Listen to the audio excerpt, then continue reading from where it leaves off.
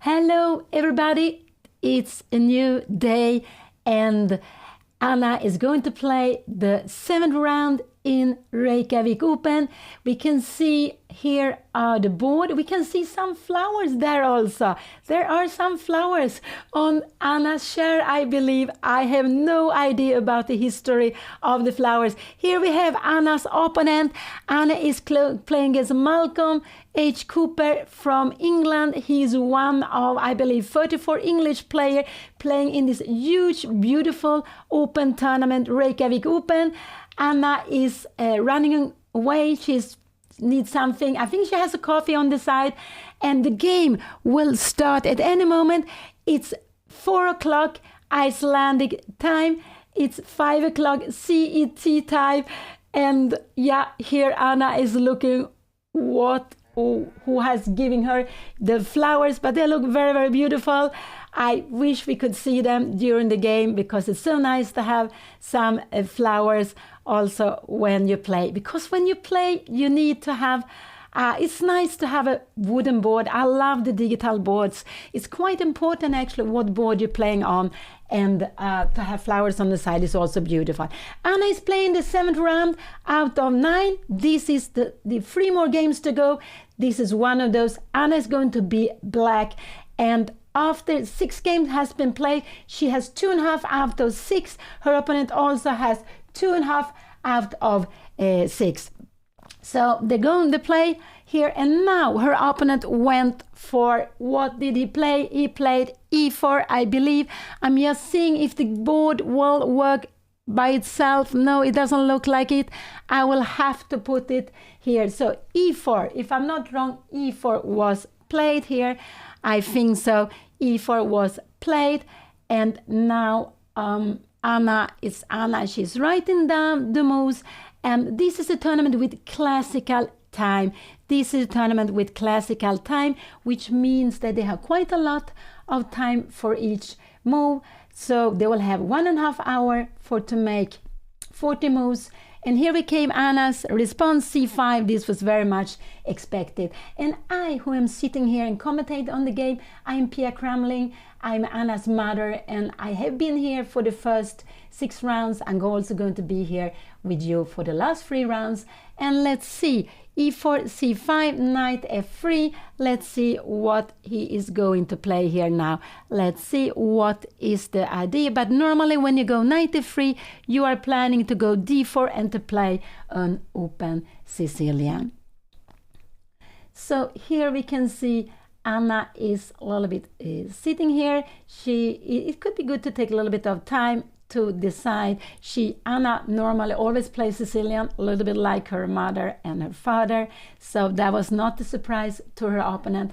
But what is she going to do here? Is she going to go knight c6, what she played against a very young Indian player?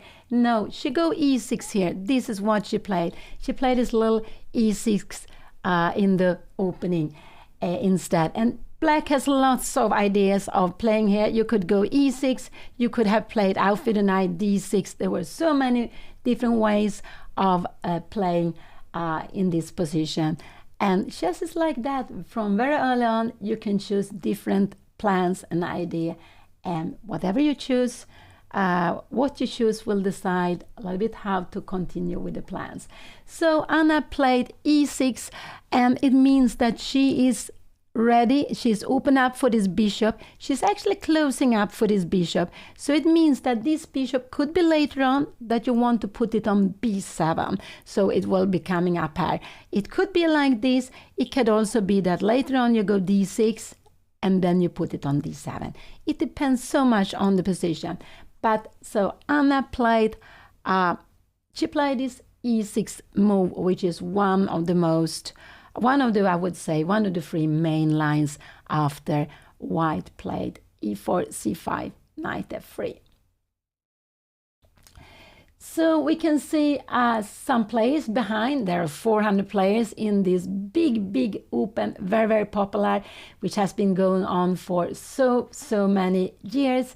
And Anna has been playing there for some years now. She played there last year, the year before, and I think she played even a first time when she was a bit younger.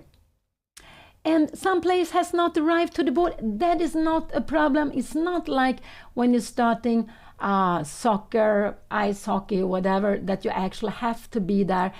There has to be there at when the game starts. You can be, now d4 came, we will have an open Sicilian. Anna takes on d4. This is logical. Her opponent will most probably take back with the knight. This is absolutely all very normal. And here we could say that Anna has lots of move to play. She can go knight c6 1, she can go a6 2, she can go knight f6 3. I would say these are the main moves. Yeah, I would say there are 3 main moves to play here. Knight f6 maybe is the first one, then knight c6 and a6. These are the 3 moves you can decide in this position to play. And it will be exciting to see what Anna is going to do. And this is, she went for knight f6 here. This is what she went for. And so she's attacking this pawn on e4. White will need to defend it. And this is very, very important to remember. This is just a little bit tactical trick. You really would like to push the pawn, just to push, to attack. But I will just show you that this is an opening trap. There is a check here. And you have a check when you go out. Black will actually grab the pawn. So here in this position, after knight f6, it's not possible to move the pawn further. You will need, we can see the pawn is attacking e4. The knight is also coming to this very good central square.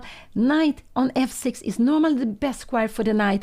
Is looking towards the center, is also staying very close towards the king. And so it's just the best place in general for the knight to be on f6. Because here is more central placed. So knight f6 comes, what would I say? Knight c3 is absolutely the main move. It's also possible to play a little bit carefully with knight bishop d3, but this is absolutely the main move to play here. So let's see what, let's see, I will see if we can get, if the board is working. I think so, yeah. We have the position here, and it seems to work well. I'm very happy for that. So Anna, yeah, she has 2.5 out of 6, and like also her opponent. Here it came, knight c3. Unfortunately, Anna lost yesterday. Very exciting game. Her opponent, I would say, was playing very, very well. Anna played against a lower rated player, but he played so well, and he actually made a brilliant move, sacrificing a piece. But when he has sacrificed a piece and was catching Anna's king, he went wrong. And in one moment, Anna had a fantastic way of saving the game and actually be winning. She didn't spot that, and I would say she had too little time. And when she went wrong, her opponent just played the best and actually got a very beautiful pattern to catch Anna's king in the end. But here we see a new game. Anna is playing black here. She's playing against the English player. He is, now we came out, Anna go knight c6, and here we have a very common position. It's called the 4 knights variation, I would believe. 4 knights variation, because we can see that all the 4 knights are out here. So this is the position we can see on the board. And here white has lots of different way of playing. It's just quite logical that if now white wants to go e5, white will need first to take here. You take back towards the center with the b pawn, and then you can go e5, but we will not jump here. This is one way of playing, because now after e5 there is no more check. The knight is preventing the check, so there's no way to win this pawn. This could be one way of playing. White can also develop a little bit different ways, or we can see there a little bit of hole here in these things. You can actually go for knight b5, and you are planning to use this fact that this is hole here, and after that black has different ways to choose depending on what you want here. So let's see, we have this position with the 4 knights. What more can white play? White can absolutely develop a little slowly, like bishop e2 or you can even go bishop e3. Both of them are absolutely fine. Sometimes you also, if you think that black is playing bishop b4 and you're a little bit annoyed by this, you can even play this little small move, a3, and then after that develop your pieces. So these are, of course, white can also decide to fianchetto. With g3 you can go moves like f4. There are so many ideas to play here for white. And you know, I like to see this. Normally Anna is the one who is thinking very much in the opening, but at this moment it's her opponent who is actually taking a bit of time. He has just spent some 2 minutes. This is of course nothing in the opening, but he's playing a little bit slower than some of the other opponent has done. So he has not. So he's deciding what he's going to do against Anna's 4 knights variation, and that will be very, very exciting to see. And this, when you go d4, you open up. We can see this is a half open file for black. White has instead a half open file here on c file. This is called the open Sicilian. White can also, of course, try to play without pushing d4 to keeping the position more close. There are lots of ways of playing. So, oh, sorry, see if I can get away the arrow like this.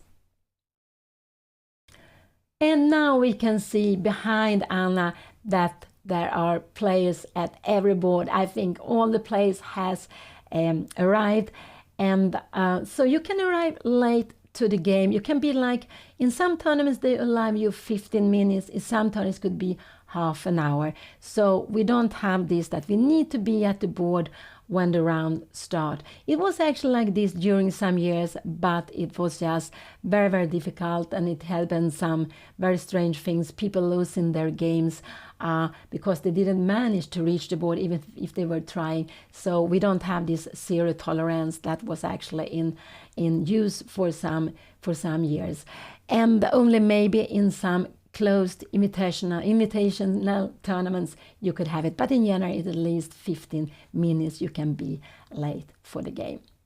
So what her opponent is sitting there, he's thinking, and yeah, that's what I said before. When I play chess, I have played lots of different kind of chess boards. I have played with boards black, green and white, lots of different colors, but my favorite is actually to play with a wooden board. And the digital board is just very, very beautiful.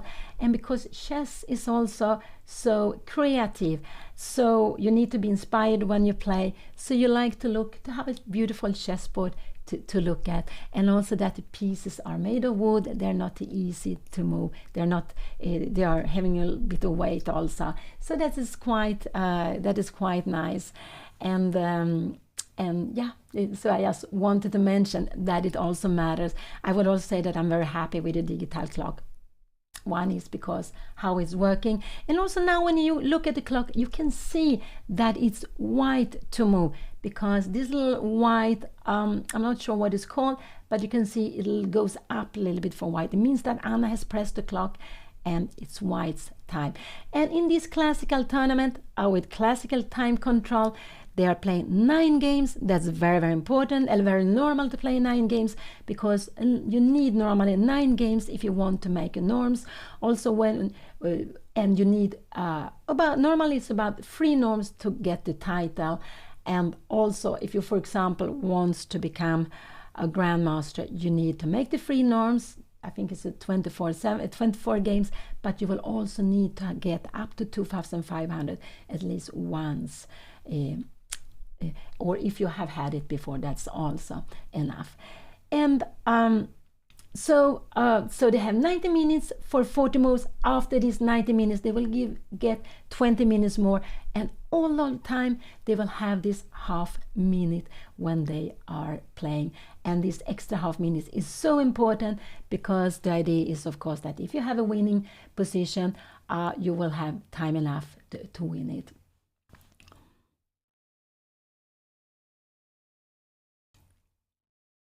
And yeah, her opponent is thinking now like 7 minutes, and it's just so happy to see that. It's so nice to have a player who is not blitzing out the moves in opening, which several of Anna's opponents has done in this tournament. We all are, I guess we all are aiming for to get titles. And you have in chess, you have the Grandmaster title. It's absolutely the biggest title you can have. Of course, you can win championships, you can win world championships, but the biggest title you can get is Grandmaster title. Then you can be an international master.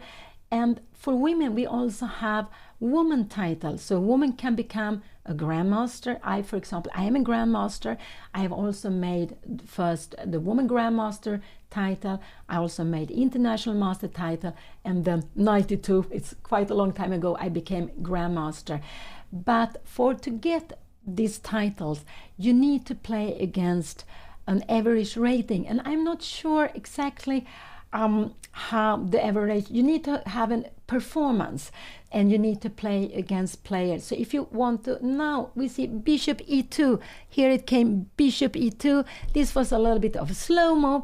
It was absolutely a bit of a slow move, but it's no problem at all to play this move. And here now Anna can choose bishop b4 could be a way attacking, because after bishop b4 she's maybe planning to give a double pawn, but she's actually attacking the pawn on e4. So if she plays this move, I would actually say that the best for white would be to give the pawn. This to start defending the pawn. Okay, you can defend maybe with queen d3. This could be a possibility, but it gets, maybe we start with something like d5 here. I'm not sure, but the queen is a little bit awkward. But you can play queen d3. This is absolutely a possibility to play like this if you want to. So this is one of the moves. Anna could go bishop b4. She could play this little d6 move if she wants to. And what more could she play? She can also go queen c7 if she wants to, if she wants the queen to be here. I would say, or yeah, these are the moves. So bishop b4, d6, and maybe queen c7. These are the moves I would say are the most common to play here now. She could she play something else? I don't think so. Queen b6, no, it doesn't look like a good move. So these are the most main moves. Maybe she can go bishop b7, but I'm not sure. Yeah, bishop e7 could also be a way just to develop the piece, and later on you are planning d6 and going castling. So so for the norms, so we need to make 3 norms to get the title, and we need to, when we make a norm, I don't know, I'm sorry, I don't know the average rating you need. I think you need to have maybe performance of 2600 for to make a GM norm. I think so. So it could be, yeah, I think you need, for a grandmaster norm, you need to have a performance of 2600. So it means that if you play against player on 2600, it's enough to make 50%, but to play against such a strong player is not so easy. And it's also not easy to make 50% against them. But if you play against an average with maybe 2500 something, you need to make some plus. And plus, it means 50%. If you make 4.5 out of 9, you have 50%. If you make 5 out of 9, you have +1. You have half point more than 50%. So here, yeah, I know you need to have the rating on 2500 to get the title, but I think for making the norm, I think the performance has to be 2600. But I can be wrong. I can be absolutely wrong, because I don't really know this so well, since I managed my goal. That was actually my big goal for a long time, to become a grandmaster, and I was so happy when I managed it some 30 years back. Yeah, Anna is now also spending a little bit of time, but these moves are quite important because her opponent plays a slow move, bishop e2, so she will have to make a decision what she's going to do here. Could she go? I would say that this would be a big mistake to play. This would be a big mistake. You want to a little bit attack this knight, but after a move like this, you go e5, knight e5. White will have this move with tempo, so you will lose the tempo. So this would actually be a big mistake to play this. So here, after bishop e2, what would I play? I would go Oh, I don't know. I would consider absolutely bishop b4. Do I want to play this? This is the most active move. And by playing this, we are pinning the knight, so we are putting pressure against e4. White has then two choices, either to go castling or to defend the pawn. It could be queen d3. You don't really want to defend it with bishop f3, and not f3. It doesn't look so nice, because we can see that when the king castles, this will actually be a weakness here on this file. So this is the position. So Anna will think it's actually quite important what she plays here now. This is absolutely also important. Yeah. And for women, we have in chess, we have two classes. We have the open class, open for everyone, but there is also women class in chess, and it's because women are about 11% of all players. It's still a very low number of female players, but it's growing, it's becoming more, and also very, very many lots of young girls playing. Actually, in the schools, we can see there the number are about equal, girls and boys, but later on there is still a big difference. And so there are women class, women tournaments also. And so a woman to get, when I got my woman grandmaster title, Anna played the most active move, bishop b4. So this will going to be very, very exciting, because after this she is pinning this, but she's also, let's see, we do something a3. If this would come, she will actually take this and she would grab the pawn on e4. And this pawn is very bad here, because if this pawn was not here, maybe bishop a3 could be coming, and you could try to use this diagonal, but a3 would make things worse for white. So I just wanted to say that when I became a woman grandmaster, when I got the title, I actually got the title the same time when I became international master, and I made it my norms in open tournaments. I didn't make any, if I don't remember wrong, I didn't make any of my norms in a woman or in a female tournament. So women can make their norms in open tournaments and also in a woman tournament, and you can also make a grandmaster norm in a female tournament. But you need to play against free grandmaster also. And the exact number is close to 1,800, if I'm not wrong. I think it's 1,800 grandmaster, and among those there are about 42 women, I believe. So the number of women who are grandmaster, not woman grandmaster, we have much more, but who are grandmaster, the absolute title are only 42, I believe. When I became grandmaster, I don't know, when I was playing as a kid, there were just so few women playing, so few. And also, you go 30 years back, it was like me, maybe someone else. It felt like we were too free in each tournament. I don't know exactly how many percent, but then there were in some countries, they wanted to make an effort to encourage women to play. And in East Europe, you always have had a lot of women play, because in East Europe, chess has been have been big traditions of chess. While in Western Europe, the number of women has been very, very small. But then they started to make different things to encourage women, and we can see this is going on, and now it's up to 11%, and I must say I'm very happy to see that. So let's see if we can get this live board so it's directly. Yeah, we will have to flip the board so it works. It works like, yeah, now we have the live board and it's live. I was number one alone in one list, 84. I also shared the first place twice with one or some other women. So 3 times I've been on the top, 1 time alone and 2 times together with other female players. But 84, there are some years back, it's 40 years back, so it's quite a long time.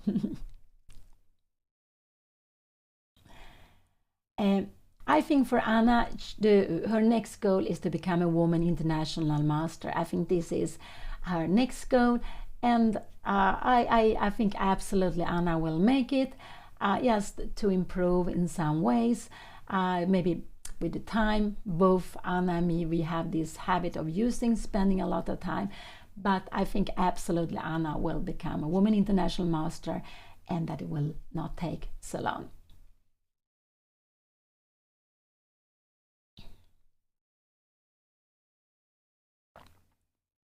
And now we saw that Anna went up. I can see she has some energy drink on the side. She has some coffee also, or is it some iced coffee? I'm very happy to see that. You need to have energy when you play. And you see the players walking around, and we can see that there are players, but they like to go up between the moves. And this is what is also so beautiful in a chess tournament. You have all this, you have a big playing area. You can walk around. You can of course also sit and focus on your game. We are all very different with that, but you can also walk around, look at the games of your friends, or maybe some of these very, very strong players, some of these legendary players. You can do what you want. You can go and take some water. And here we see some player who is coming and looking at Anna's game. And Anna's opponent is thinking, I'm so happy to see that. I'm really so happy. And Anna, she just took her time and she went up, but she will surely be back again. So the playing area is quite big always when you play a tournament. There is, of course, you can go to the bathroom. You can normally take something to eat and to drink. You're allowed to drink at the board, but they don't want us to eat at the board any longer. This was allowed before, but now because it's not so nice for the opponent if you're sitting and eating. So if you want to eat something, you take it with you. You go a little bit aside and you can eat it there, because the game can be long. Yesterday morning we had this double round, and Anna played the morning round, which started 9 o'clock Icelandic time. She had it and she played almost 100 moves. That was such a long game. That was such a huge long game. And here we see Vasily Ivanchuk. He's seeded number 2, one of the best players in the world.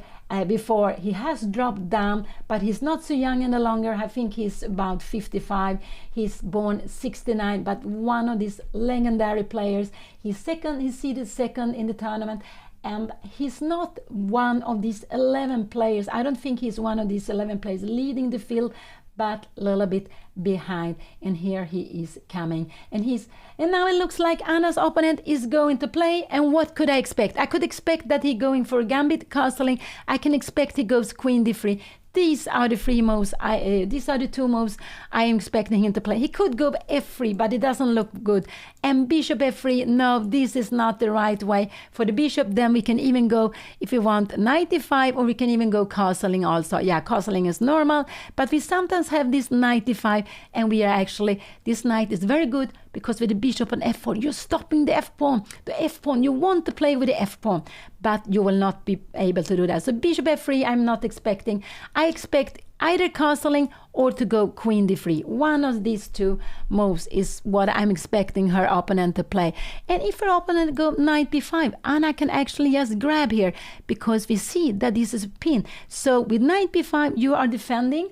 Her opponent took on c6. Her opponent took on c6, and now this was what happened here.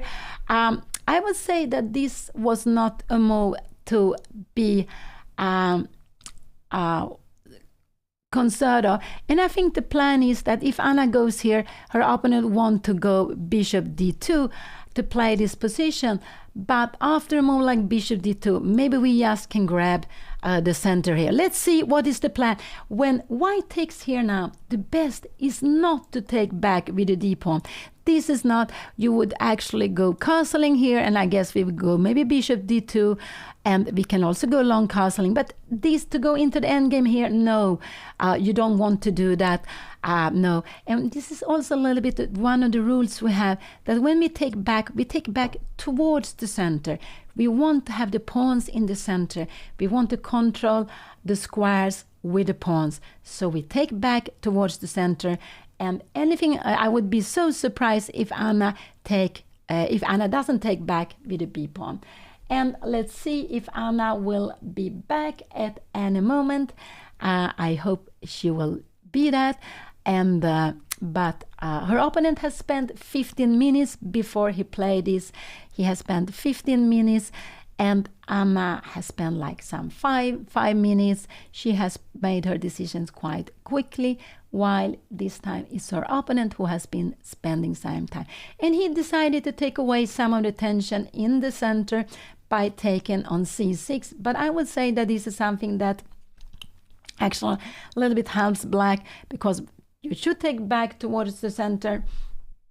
And here we can see Anna is back, and she takes the pen. You can see in the right hand side she has a paper. It's the score sheet. When we're playing classical tournaments, we need to write down the moves. This is an old tradition from before. It's an old tradition from before to do that. No, it's better. Lots of time when you have tension, it's better not to take away the tension. Anna could have taken here on c3, but you know, if she would have played this and now take back, maybe this bishop could come here very quickly, or maybe you go queen d4, and this queen cannot be pushed away. So you would absolutely lose the control of the black square. So Anna took back. This was the best. It's better to keep this tension. I believe her opponent want to play this, and the idea is if Anna play like this, there will be actually maybe this is actually the queen d4 could be better, but maybe you can play like this, and now I don't know what will happen, but this will, you can play like this, but maybe after this move, it's this beautiful, beautiful queen d4 move. And if you take here, white will have this and then take back here. So you don't really want to play this. And this would be so much better for white, because these pieces have problems to go away. An endgame would be absolutely fine, but with the queens on the board, this king is quite unsafe. An endgame would absolutely fine, but with the queens on board, this is not so nice for her to play. So let's see. Anna took back. Her opponent is thinking, but I expect her opponent to go bishop d2, and after bishop d2, Anna can go. She can go. Yeah, she could go castling also if she wanted to. But after e5, knight d5, knight e4, we have a position where I'm not sure we want to change the black squared bishop here. Maybe queen b6, we are putting some pressure. So let's see. This is far away, but after here now, what can her opponent do? He can also, of course, go bishop d3 here. He could go queen c4, but after queen c4, I think we can even go queen b6. And again, if you take, look here, we take towards the center. This rook that was passive is now an active rook. Black would already be better here. Black would already be absolutely very happy with this position. So what is her opponent going to do here? I expect her opponent to go bishop d2, yes, to avoid this double pawn. Can you play a move like this? Yeah, this could absolutely be possible if you want to. But then to take here, no, I don't know if I would want to play this. We have queen d4, we go d5, and maybe we go something. Now, no, we don't want to give you 7. And after knight f6, we have this bishop a3. And where is the king going? This is just fantastic for white. No, you cannot do that. So if her opponent decides to castle, which is absolutely possible, I think Anna should now go d5. Yeah, maybe yes, d5. Play with the pawns in the center. Play with the pawns in the center. I think that would absolutely be a very nice way of playing here. So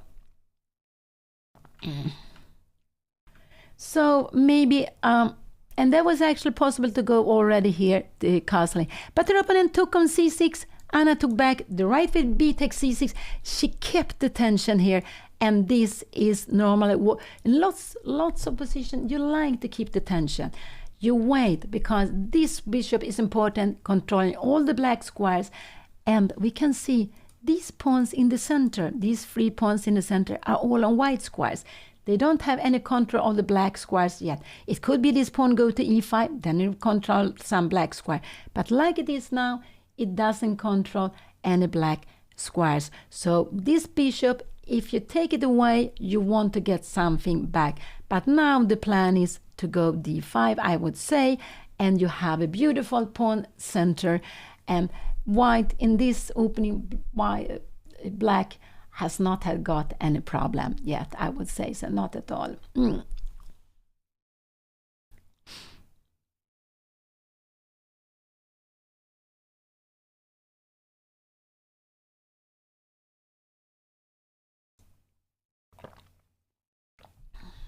Yeah, we could say that this is it's equal here, this opening.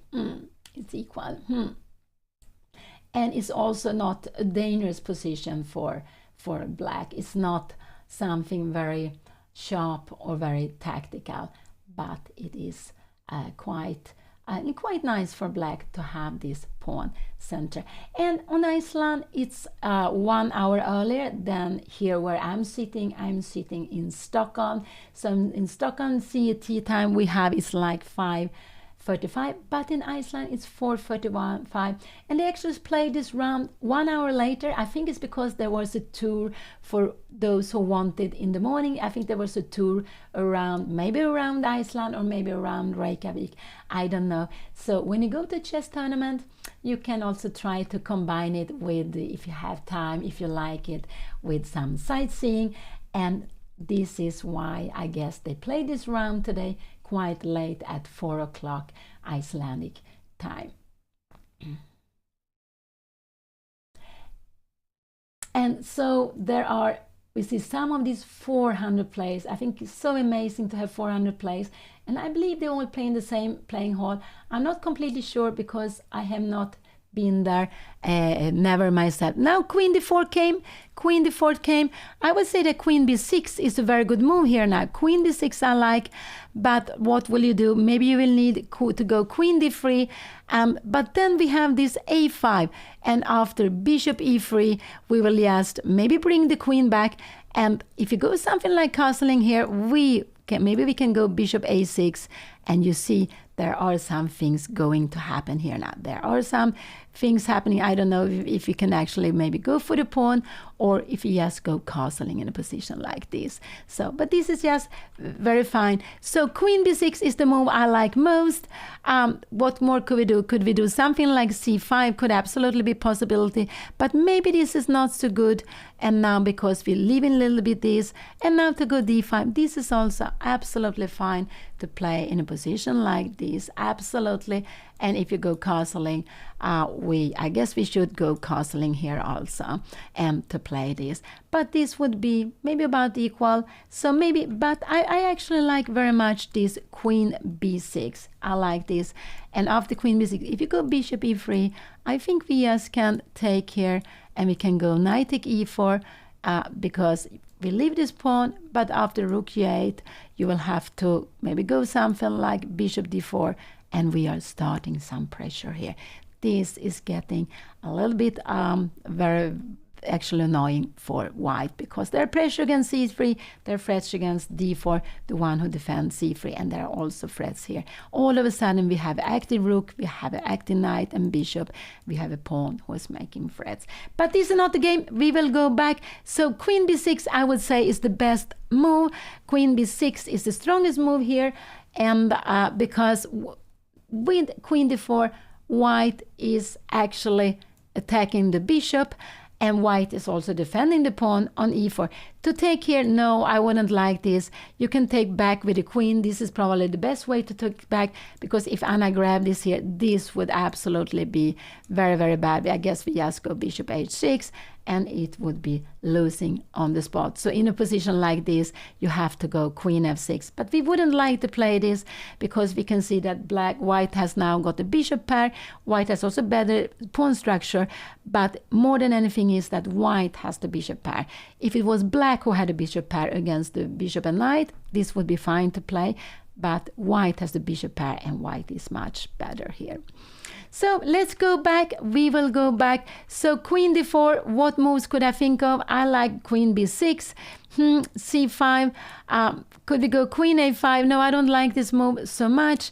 Maybe we will go bishop d2, could it be? And now we can go a5, queen d3. We can start to play something like this. And I'm just wondering, after a move like this, can we take it back here? And yeah, this is absolutely fine to play. So it's possible also to go queen a5. It could be that Anna will play queen a5 because it's the most active move, but I like queen b6 more because it's a move that also wins time. What are you going to do with the queen? Bishop e3 is just a mistake. You don't want to go queen c4. I guess we will just go d5. We are putting pressure again on the queen here. No, you don't want to do that. So after queen d4, probably the best is that you will go queen d3. But then we have this a5 move. And what I want to say is, you see the pawn here on white square. This is a passive bishop. This is an active bishop. We want to change this bishop for that one. So we want to go bishop a6 and we want to change the bishop. So let's see here. We have this position on the board. I want you to see how it looks like. We can see there's a lot of sunshine. I hope they will organize it, because if you have, yeah, now it looks better. I think they put on some curtains, so closed some curtains so you can see, so they can see the board very well. So Anna's score is 2.5 out of 6 games. She lost the first games against the Swedish grandmaster, who actually played the cow opening against Anna. This was first time she faced the cow opening in a classical game. The second game she actually played against another Swedish player. It was a very young Swedish player from Stockholm, and I think Anna played very beautiful. She put pressure quickly on her opponent and she won in a very good style. Next game, the round number 3, it was the second game in the double round. She played against a very young Indian player. He was not high rated, maybe about 1900, around 15 years old. And Anna was getting under pressure quickly. Her opponent had a bishop pair, but she had some moments, she was fine, but she went wrong, and then he won the game. And actually, this young Indian player, he is not among the 11 first, but he's just one of these 22 players on 4.5 out of 5. He's making a performance very close to 2,500, although his rating is only around 1,900. And this is what's so crazy sometimes with the juniors. You don't know their strength. They can be so much stronger than their rating. And we know that India has become a big chess country. It's thanks to Vishy Anand, who was the world champion until he lost the title to Magnus Carlsen 2013. So Anna played this young Indian player, the round 3. The round 4, Anna played against a Norwegian player, and she won that game. And in round number 5 and 6, where we saw a tough double round again, Anna, in the first game, she played the game for 100 moves, not 100, but maybe 99, 98. There were only the kings left on the board. She was under pressure, but she saved the game, and it was the draw. And then in the afternoon, she played against an American player. In the morning, she played against a German player. In the afternoon, she played against a player from US, and he played very, very well.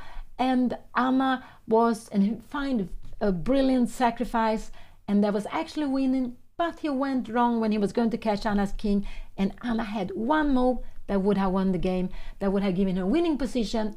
Then afterwards you have to keep on playing the good moves, but she didn't see that, and then he finished the game in style and won that. So Anna is in 2.5 out of 6. She's playing her 7th round here. She's playing against a player from a new country, from England, and there are lots of English players in this tournament. And I could see that her opponent also played in Reykjavik Open last year, like also Anna did, but they didn't play against each other here.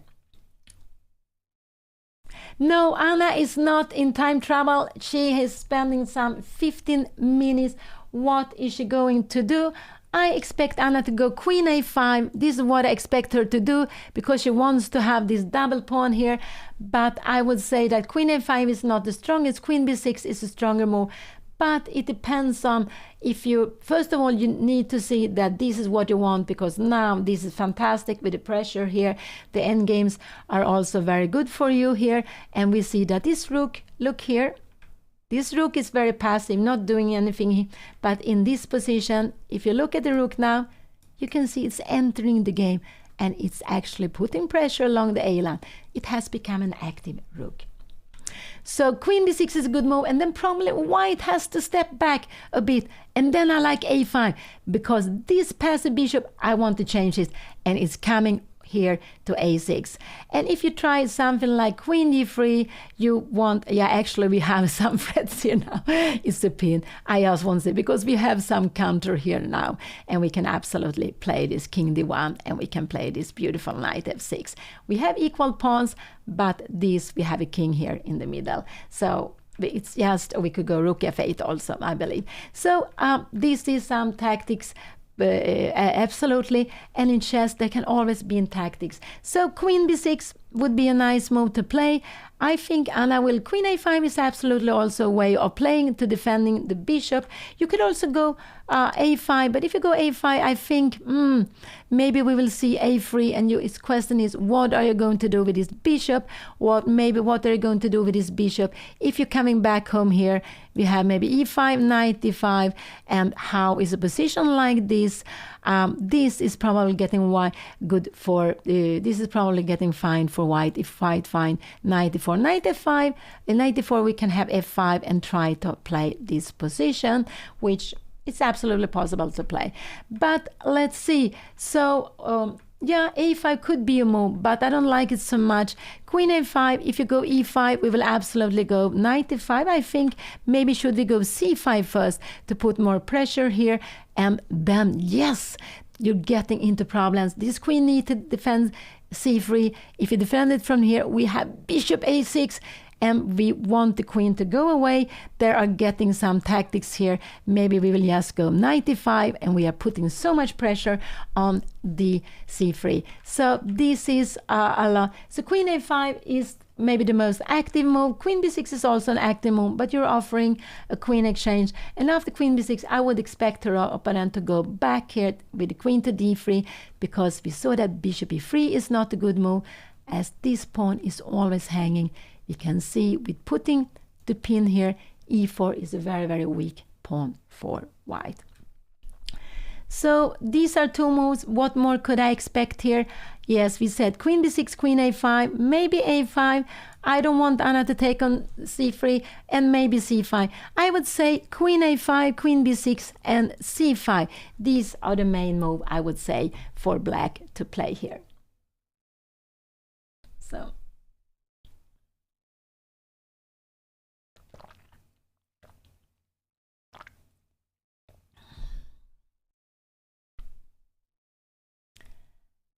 where Anna is strongest, yeah, I would say maybe Anna is, she's good to find plans, to have ideas. So maybe Anna is the strongest point, could be the middle game. And actually I would say the middle game is so difficult.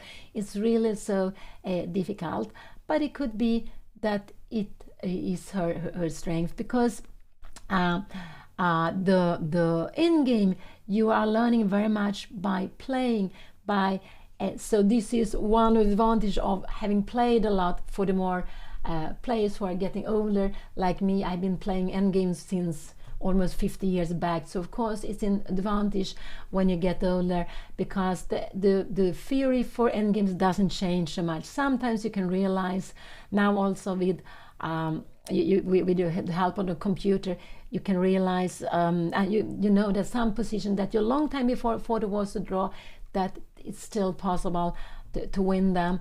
And maybe one of those I was thinking of is that, but you know this for a long time, that two bishop against a knight, no pawns on the board, the two bishop can catch the knight, so it's very, very unpleasant to play with the knight there. But so endgame is something which I would say is the most difficult for young players to play, and I guess those very, very young, they prefer the opening, they like to learn theory in the opening. And but I would say that it's important to get a good start, but the middle game is also very important. And helping to understand the middle game is actually by knowing endgames, because you always can look for what endgame I want to go to. Will I get an endgame which is fine for me, or which is good for me? then I like to change pieces.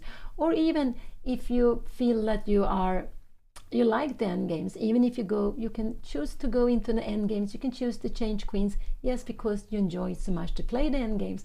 And there are some players who actually like to keep the queens on the board. They don't want to get to the endgame too quickly.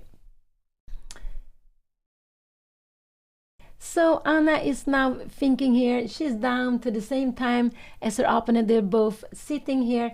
So let's see what she will play. Let's see what she will play here. But as I said, queen d6 is the one I like. But queen d6, queen a5, or c5, these are my guesses that she is analyzing. Because her opponent, this was the idea of her opponent, take on c6 to get his queen to an active square on d4. So Anna can, I would actually expect maybe queen a5, but also maybe c5, just because with c5 you are getting, and then if you go here to go d5 to play this position like this. After queen e3 we can absolutely just go castle. I think we can go castling also here. Maybe we can go for to play this endgame. I think this is also possible to play this endgame because we still keep the bishop here. I think this is absolutely possible to play this position, absolutely, for black, when we don't have the queens on the board. So, so one of these three is my guess. Let's see. Lots of players like to ask how many moves you can analyze. In this position, I guess Anna is analyzing 1, 2, and 3. Maybe she's also looking at a5, but this move I don't like, because white has a clear plan now, is to start kicking this. Of course, white has a clear plan to take the bishop, but if this bishop is defended in one way, it could be e5 is coming. Only if black plays queen a5, you don't want to go e5, you want to go castling. This could absolutely be an idea to play like this, queen d3, and here I would say that castle is better to do, and you can go bishop d2 or you can go bishop d5, but it's better not to take on c3 too early, because in a position like this, you need to have some little more tempo, but you like to keep the black squared bishop. So I think Anna is analyzing 4 moves. This is what I think. I think she's analyzing 4 different moves in this position.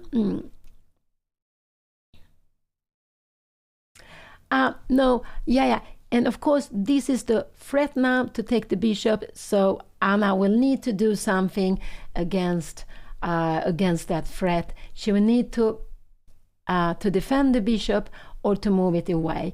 But I would say to move it away would just help white. So we don't want to do that.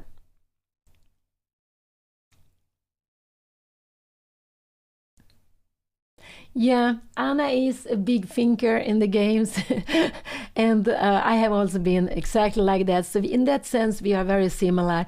We are spending lots of time on the board, and I many times wish that both of us were more similar to Anna's father. Juan Bayon, he's a grandmaster from Spain.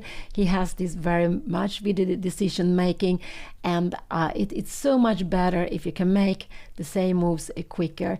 But you can see the personality here on the chessboard, that some players, they like to take their time, they hesitate to make decisions for others.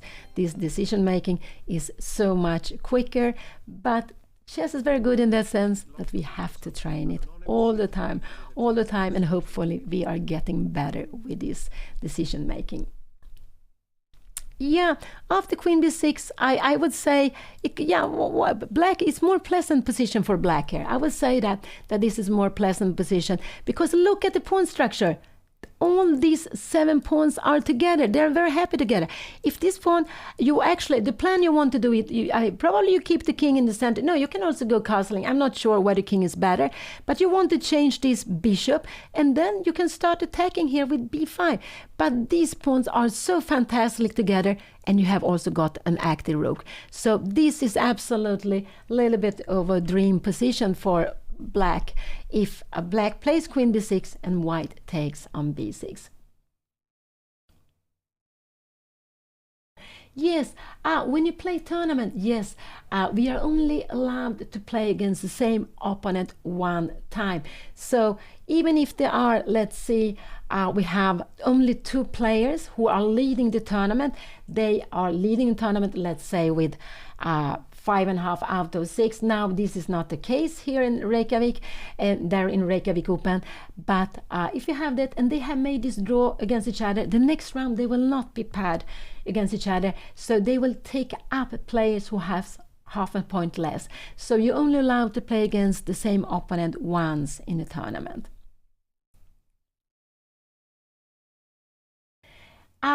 Now we have the sunshine here again. Oh, it's going back and forth. I just hope they will keep it the right way. It's very annoying to have all of a sudden too much brightness on the board, and but now it looks better again. It could be that the sun is coming out now and then, that it even so that could be the reason why it goes a little back and forth. Yes, my best rating has been 25.50. I was there twice. I think one time was around 95, and I think not so long ago, maybe like 15 years ago, 16 years ago, around 2008, I believe I was also on 25.50. So that is my peak rating. Yeah, it is. So I don't know how many grandmasters there are in the tournament. I don't also know how many female players there are there, but there are quite many. But I don't know but of course so much less, unfortunately, than there are male players. But so I don't know the numbers. I only seen that there are lots of players from different countries. There are almost 50 countries representing there in Reykjavik, and so it's a very, very international tournament, and it's just so beautiful. And we could see also with Anna that only twice she played against the same country. Curious, she played against 2 Swedish players, and I don't think she has played against these 2 Swedish players. Galperin, who is rated number 4 in Sweden, he's rated number 8 in Reykjavik Open, and this young Swedish junior, oh, I'm unsure of his name, but I don't think Anna had played with them, but she played with them in in Reykjavik, and after that she has played with a player from Germany, from US, from England, from India, and from Norway, I believe. So it has been players from lots of different countries. And yeah, so Anna is playing in this Reykjavik Open. Here we see Vasily Ivanchuk, and he is so focused on his game. He likes to walk around. I remember that he's not a player that is sitting so much. He likes to go up. Maybe now with age he goes up a little bit less, but he is absolutely totally focused on his game now when he is walking around. And he has been, I think he has been rated number 2 in the world. He has been not playing World Championship matches in classical chess, I believe, but he has been one of the strongest players not becoming the world champion, and he's from Ukraine. And I actually played him, I guess I played him some few times, and I was very happy that I got to play him. There's 2 in the tournament, but I don't know the names. There are so many players from so many different countries, so but I believe there are also a Spanish player.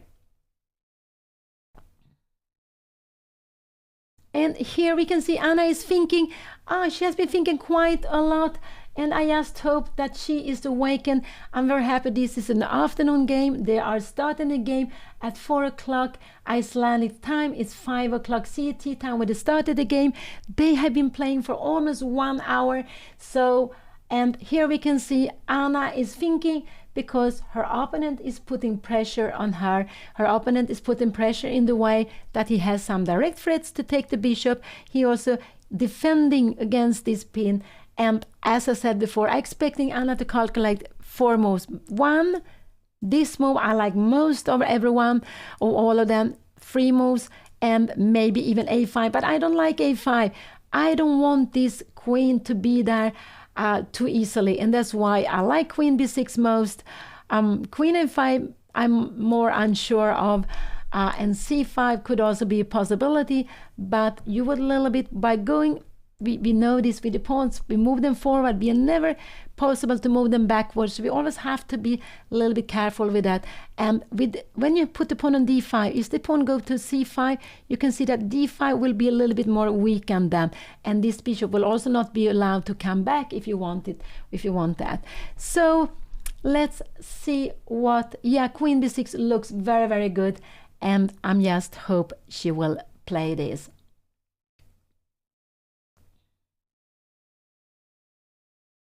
And yeah, Reykjavik Open has been held for so many years. There are some classical tournaments being on for a long time. In Sweden we have Stockholm, we have Rilton Cup in Christmas. It has been held like held for a little more than 50 years. So Reykjavik Open is an older tournament. We have Hastings in England, which started in the end of 1800. It was at 1895 or something like that, but it has been going on for lots of time. There used to be a tournament, I believe, in Groningen, Christmas. There was some in so there were lots also. I remember Reggio Emilia in Italy there, because so there are some absolute traditional tournaments going on. And now, of course, there has been a boom in chess. So there are lots of tournaments, lots of open tournaments. And the open tournaments, they like to come back the same dates. So the players know that, oh, in March, maybe I like to go to Reykjavik. I like to go there and play there. It's easier for them to schedule. And they are playing 9 games, but they are playing 9 games in 7 days. And this is because they want to help the amateur. It will be easier for the amateur players to be away only 1 week. If you play 9 games, 1 game each day in 9 days, it means that it would be longer. It would be maybe more difficult to get away. They would perhaps have less players. But this is such a popular tournament, so I don't know how long time before the tournament, but before the tournament started, some weeks, maybe some months, I don't know exactly, but the list was full. So it's a tournament to plan well ahead. And there are some other tournaments like that they really want to that are so popular, so you really have to decide quickly if you want to play it. Vacancy is one of those very classical tournament. Oh yes, of course, it has become it's held in Vacancy. It's a small town in the northeast of Holland, and it's Tata Steel. It has become the Tata Steel is one of the 2 strongest tournaments in the world.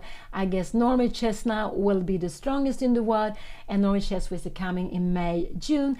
But Tata Steel is from Vacancy, and I guess it started in the 60s. I actually played there once myself. I played one of these lots of groups they have these closed groups with 10 players, and I played there 77, and that was just very, very beautiful to be there at least once. And it was before it became as strong as now. Of course, they at that time also they had a B grandmaster group, they had a grandmaster group where they have Timman playing, they have some other very strong players. So of course it was already then one very, very famous tournament, and it has been keeping their tradition. So let's see what Anna will do. Yeah, she's taking her time. She is taking her time. And yeah, this is what you can do when your opponent is on the move. You can absolutely go up and walk around. But when it's your move, yeah, you need to go back to the board and to play. So if it's your move, you should not go up. You can go up when you have made your move, but if it's your turn, you shouldn't go up. First, you should make your move, absolutely. So you are allowed to walk around there, absolutely. No, I never played against Magnus. I never played against him. He is so much younger than me. I played against one of his trainers. I played against him several times, against Simon Agdestein. We are about the same generation. I'm 4 years older. So I played with him in the youth. I actually played a match with him, 86, so there's some time ago. And I also played against him in some tournaments. And one of the tournaments I played against Simon was actually when I played the zonal tournament 95 in Reykjavik, which was just a very, very beautiful tournament. So no, I never played with Magnus, but he came to Sweden to play when he was very young. Could he have been 11, 10, 11? I guess it was 11, 12, maybe 10, 11, 12. He played in Stockholm Chess Saloon, and so he played some tournaments there, and some Swedish player got to play him. It looks like Anna is on her way to make a decision. She played c5. This is decision she took.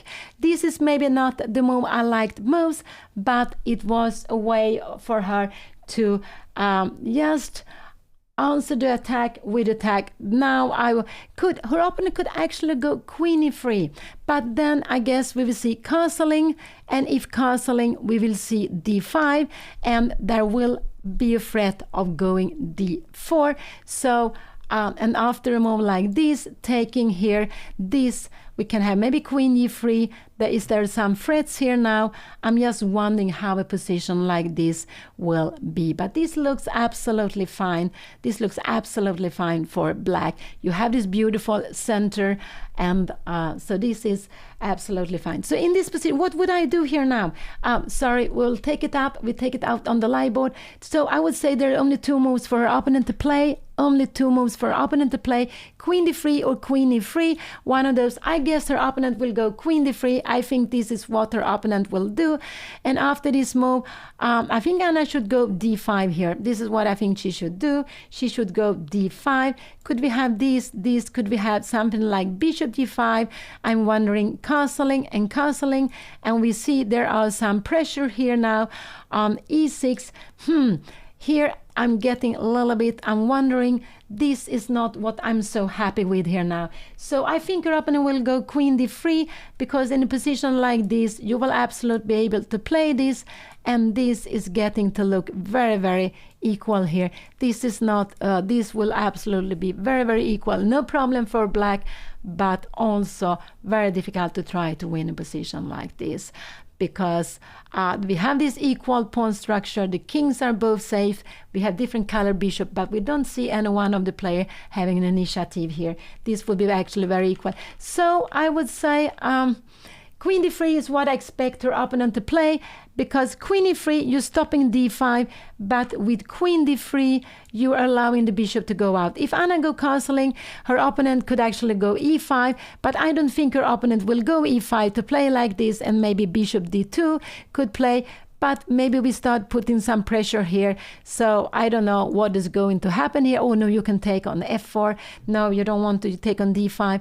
So I'm just wondering, bishop b7 looks like normal, but this would actually be quite nice. There would be some, it's fine for white and fine for black. Let's see what her opponent will play. This is the position at the board. I'm a little bit moving around, but her opponent has only two moves to play. Queen d3 1 or queen e3. If you go queen e3, I would say it's to stop black from going castling, black from going d5, because if you go d5, you want to keep the pawns together. So we would absolutely see this here, but you wouldn't go a3, because we would take here, and if you take here, we will absolutely have time to take the pawn. I'm just wondering, probably we can just go f5 or maybe d5. We can go one of these moves, maybe bishop b7 also, but d5 or maybe even f5 is actually a good move. We play d6 later on, and we have won the pawn. So let's go back. So I would expect her opponent to go queen d3, queen c4. No, you don't want to go that, because we are letting Anna playing d5 with the tempo, and we can see that there are some pressure. We're not going to win a piece, because after d4 we have a3 and bishop a5, we have b4. There are getting some tactics here. We can absolutely take this back, because this is very important to see that this would absolutely be bad, because we have this check here, and even if you take back, we have this tremendous bishop coming out on a3 here, bishop a3, for example.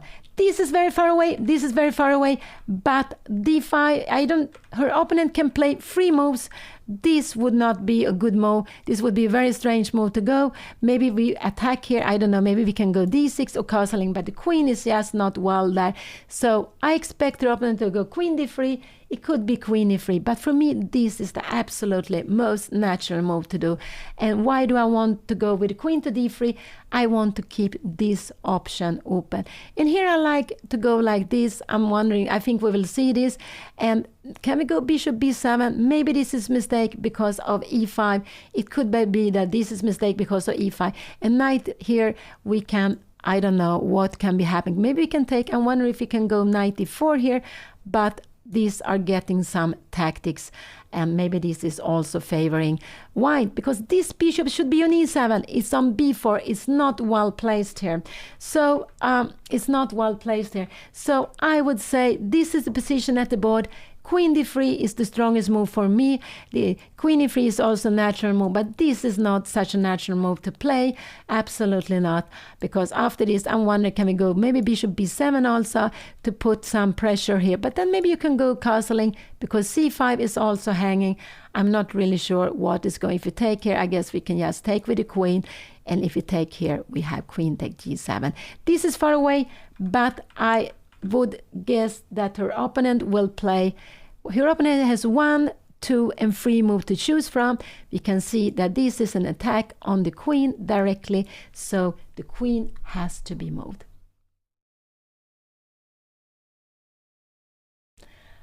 Some people like to go up and walk.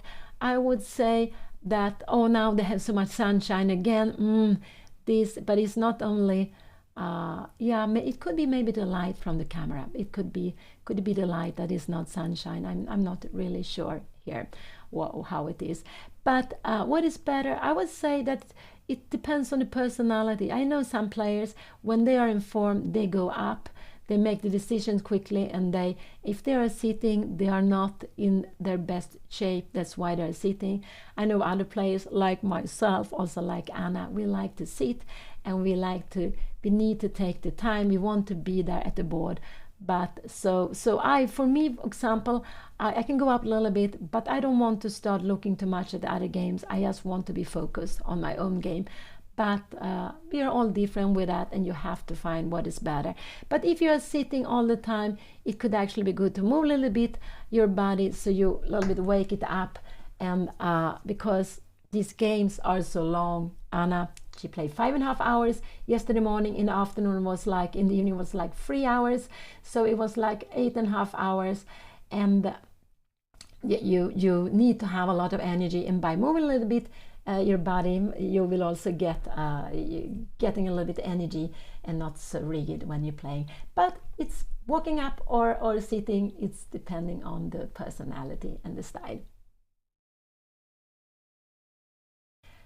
And Anna is going to play. She's playing the 7th round, and they started last Friday and the 15th April, and she is going to play until Thursday. So today is the 7th round. Tomorrow at 4 o'clock CET time, 3 o'clock Icelandic time is the 8th round.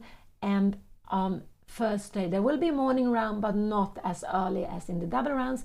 They will play a morning round at 11 o'clock Icelandic time, but 12 o'clock CET time.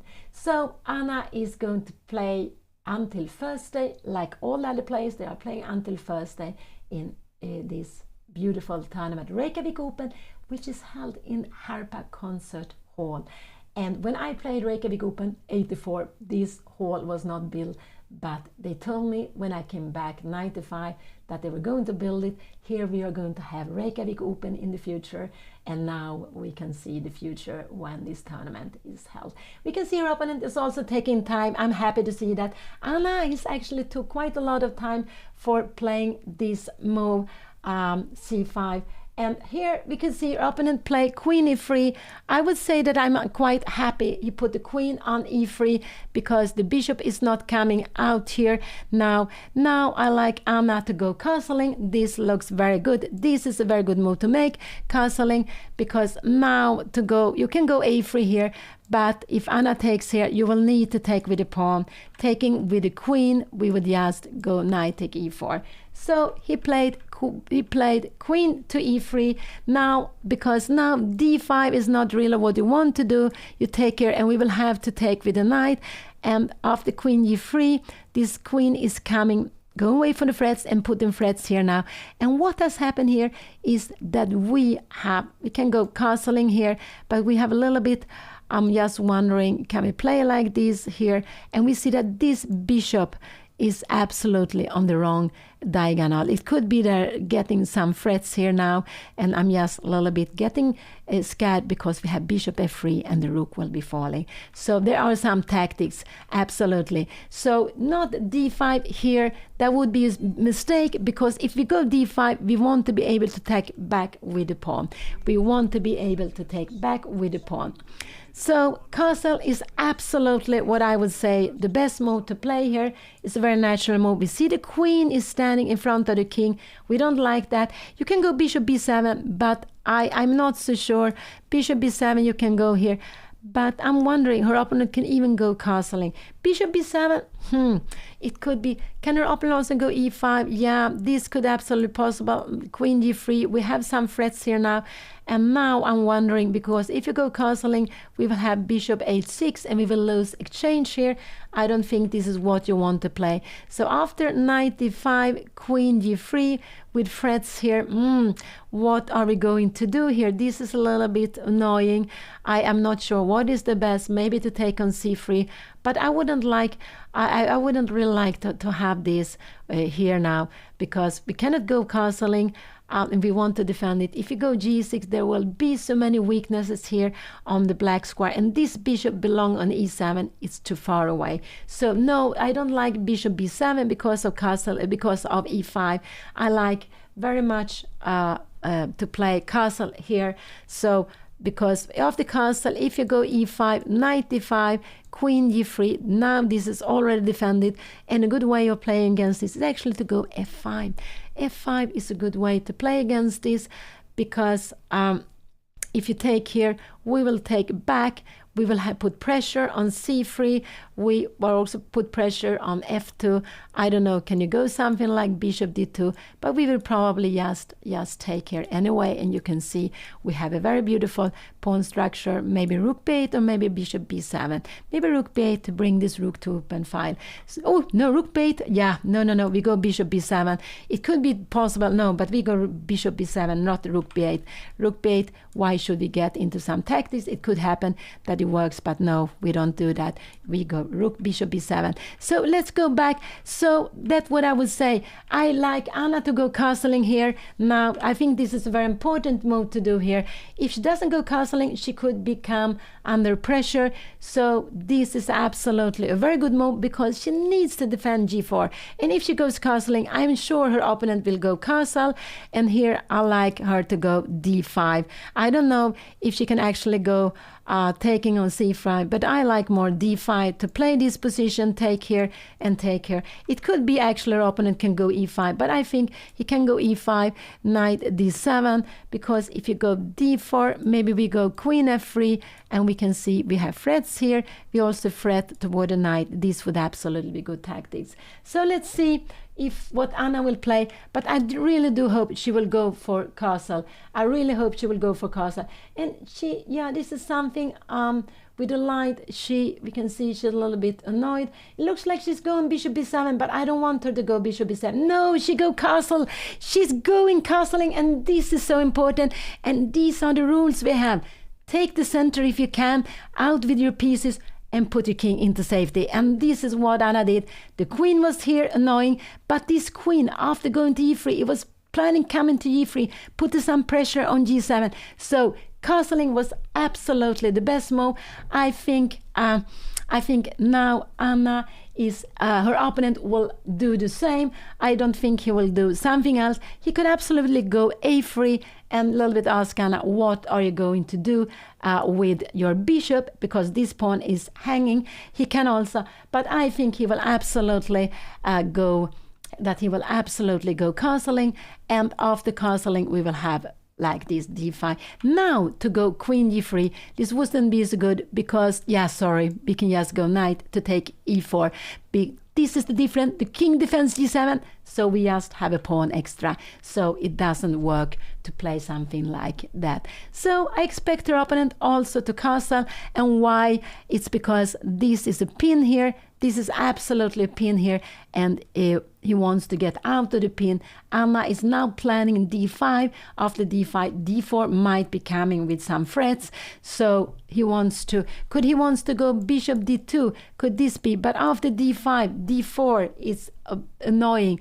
d4 is absolutely, and if you open up like this, we can see that the rook is coming here, and we're also threatening in d4. This is getting just very, very and here I just want to see there's a big difference, because after queen f3 we always have this bishop g4, so we defend the rook here. I just want to make it quickly. There is a rook hanging here, but her opponent will absolutely go castling.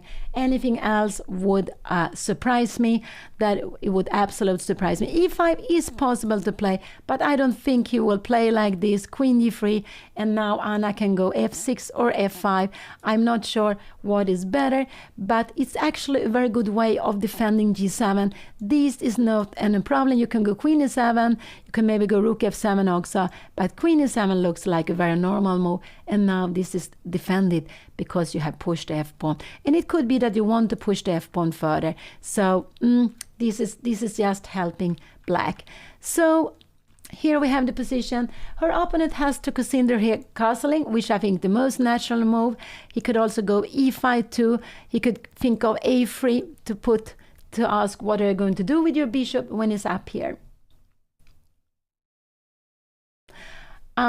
So Anna, there are different titles in chess.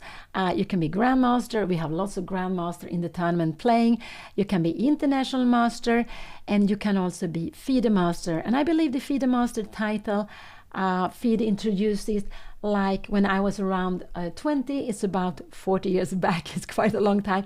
I think it was in the 80s that they started with FIDE master title to give the player a chance to get to play for a title, even if they were not so strong enough to become international master.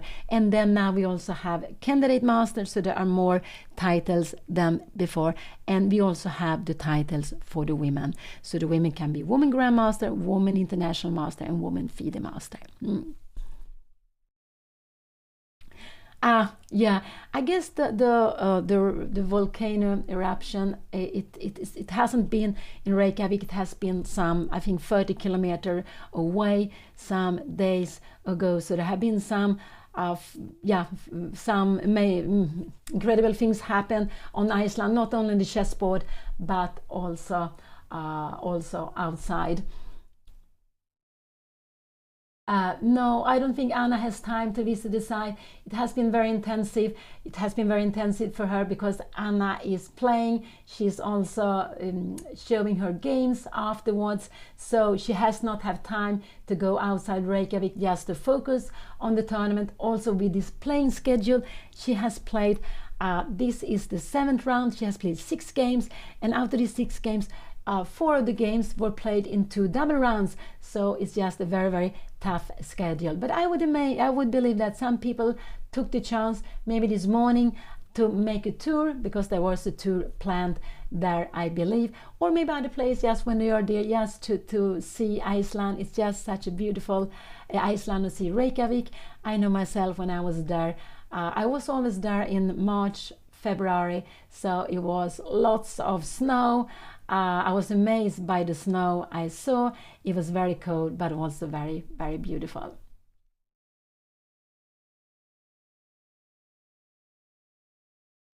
And here we can see people, some players are looking at the other boards. They are exciting. And now Anna went up. Her opponent hasn't made his decision yet. Anna is just a little bit resting from the game, but she has less time. She has like 52 minutes left, and they have played like how many moves? She has played 10 moves. They have played 10 moves, so they need to make 30 moves to make the control. She needs to make 30 moves in 51 plus in like 1 hour and 5 minutes, so that's lots of time. But of course you have to a little bit speed up to play it quicker later on.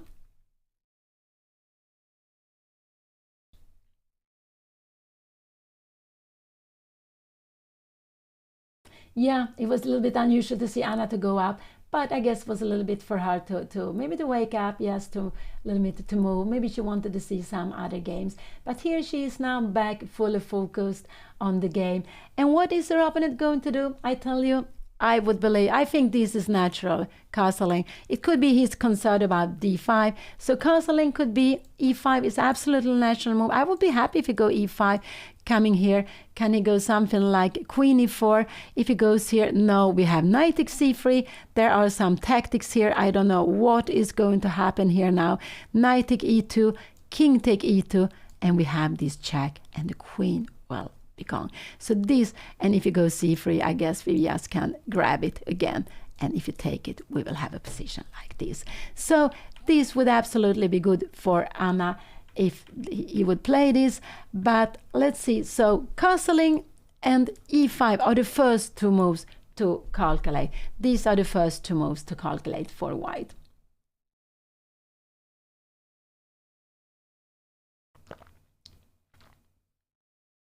So we are seeing Anna. Anna is playing against an English player, Malcolm H. Cooper, and he's about 1800, but his peak rating has been higher, and that is normal. What happened with age happened to me also, that your peak rating is, they used to say before that the players were strongest when about 35 years old. I would say that the players are maybe at the best like maybe around 25, something like that, because with the computers, the young players are becoming so strong, they love so much to work with chess.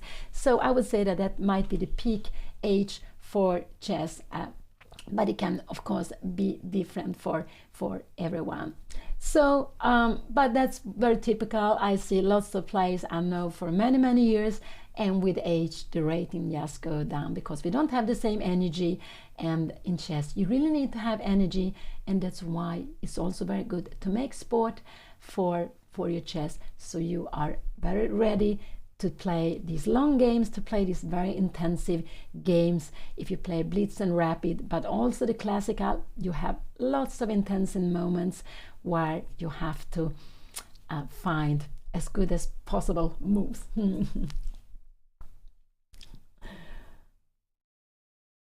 So here again we have this light coming off and on.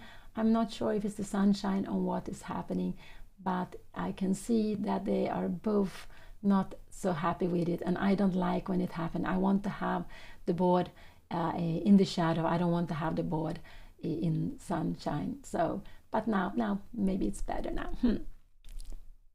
So her opponent is taking time, but Anna also have been taking time, and so I guess he will make his decision more or less when he has the same time as Anna. And castling or e5, these are my two guesses. He could go bishop d2, but that would be a mistake, and it's because his pieces are a little bit clumsy here in the center. He has gone out with the queen quite early. Anna has developed 1, 2, and 3. He has developed 1, 2, and his queen. It's normally better to develop the bishop instead. So these are a little bit clumsy, and he needs to get out of this pin, because this pin can be a little bit nasty if he doesn't just castle. So yeah, if white plays normal move, it's about equal. There are absolutely equal, it's equal chances for both here.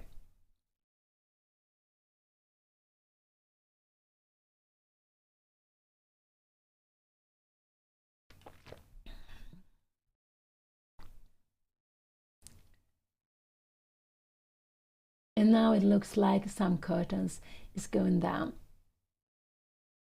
So they will have better, so that we can see it better.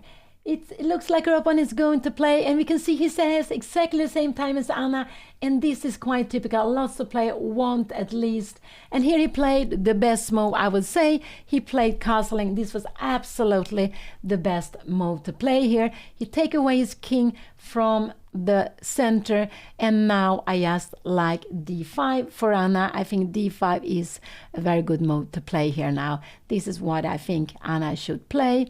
I think she should go d5, just grab this center, and if white takes here, you take back with the pawn, and you are getting the rook out. You are having some plans. You're actually threatening to win a piece.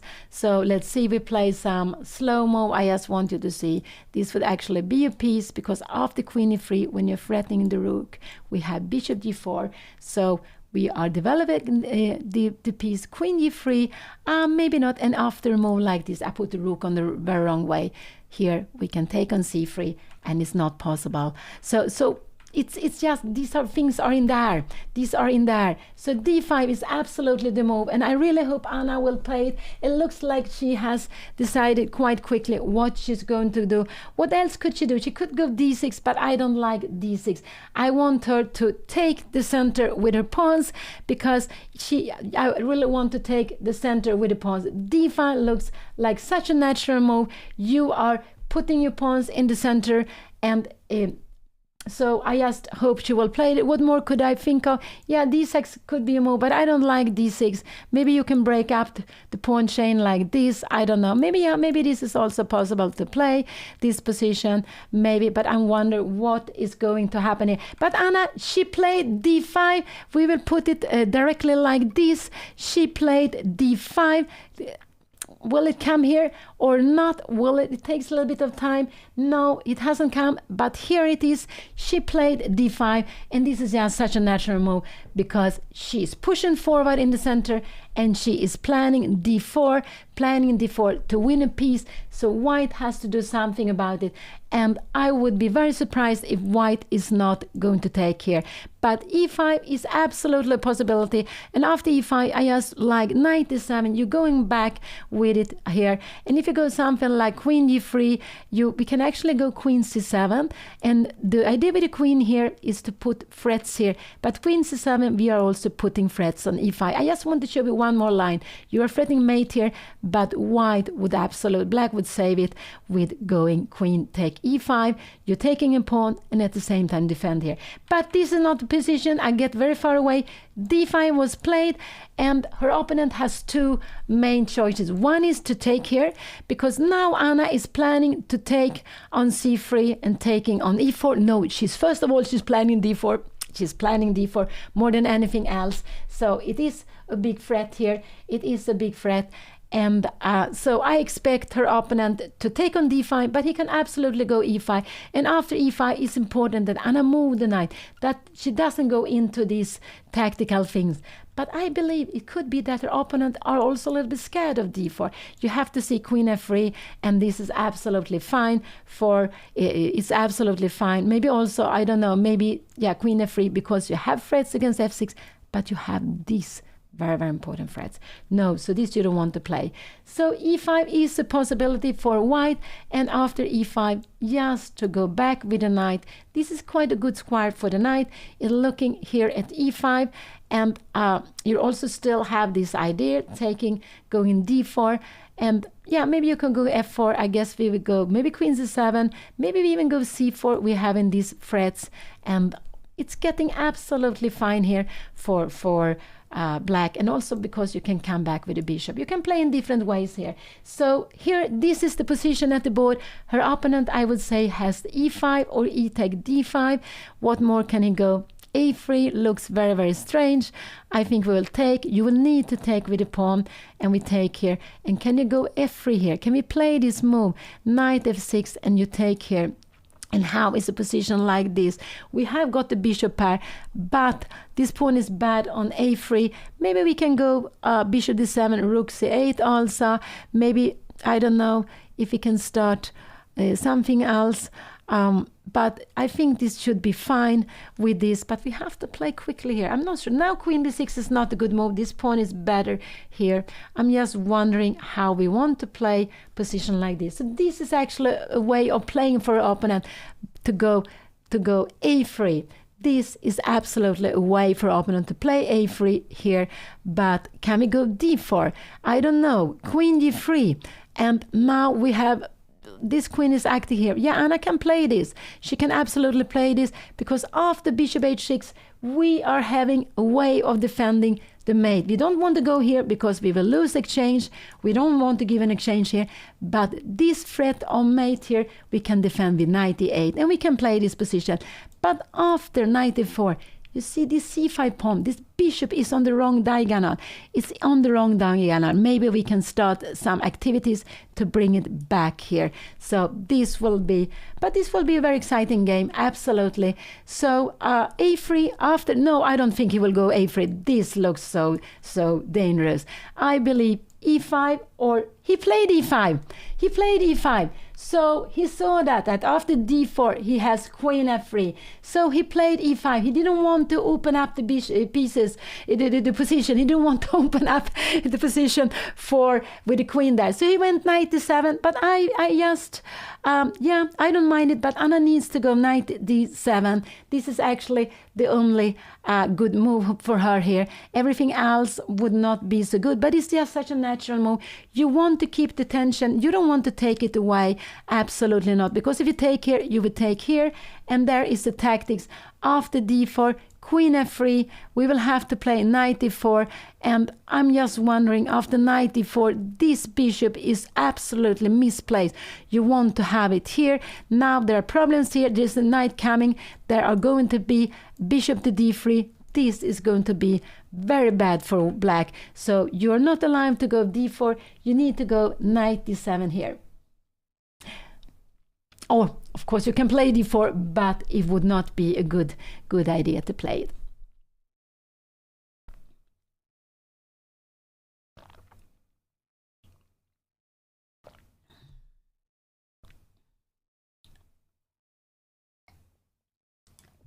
Yes, it looks like the board is 50 minutes delayed all the time, so I need to move the pieces on the board. I didn't expect her opponent to go e5, but he didn't want to open the position, and now yes, knight d7 is such a natural way of playing here.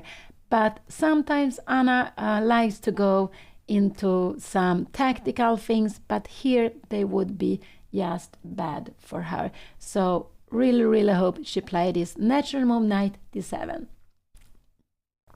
And you can see we don't want to go forward because we would just take it and we will have a pawn more. Absolutely not. We cannot go forward. So but this is also good square. The knight is much better on d7 than on e8 because it looks at the center. Later on, maybe you put it on b6 and maybe you have this route on b6 to d5. It could be good that you go c4 later on and you can bring it to c5, or you could start putting pressure on e5 with f6. So the knight belongs on d7, and this is one of these squares which are good for the knight, to have it here on d7, to have it on c6, on f6. But now with e5, this knight is going to be pushed back, and black has only one good move, sorry, is to bring the knight to d7. And it's because here also defense e5, put pressure on e5. You're standing in front of this bishop, but this bishop is going to b7. It could even be that if you have time, that you can go something, that you can go maybe a5 or queen b6, bishop a6. This could absolutely be a possibility. So let's see. Anna is thinking here.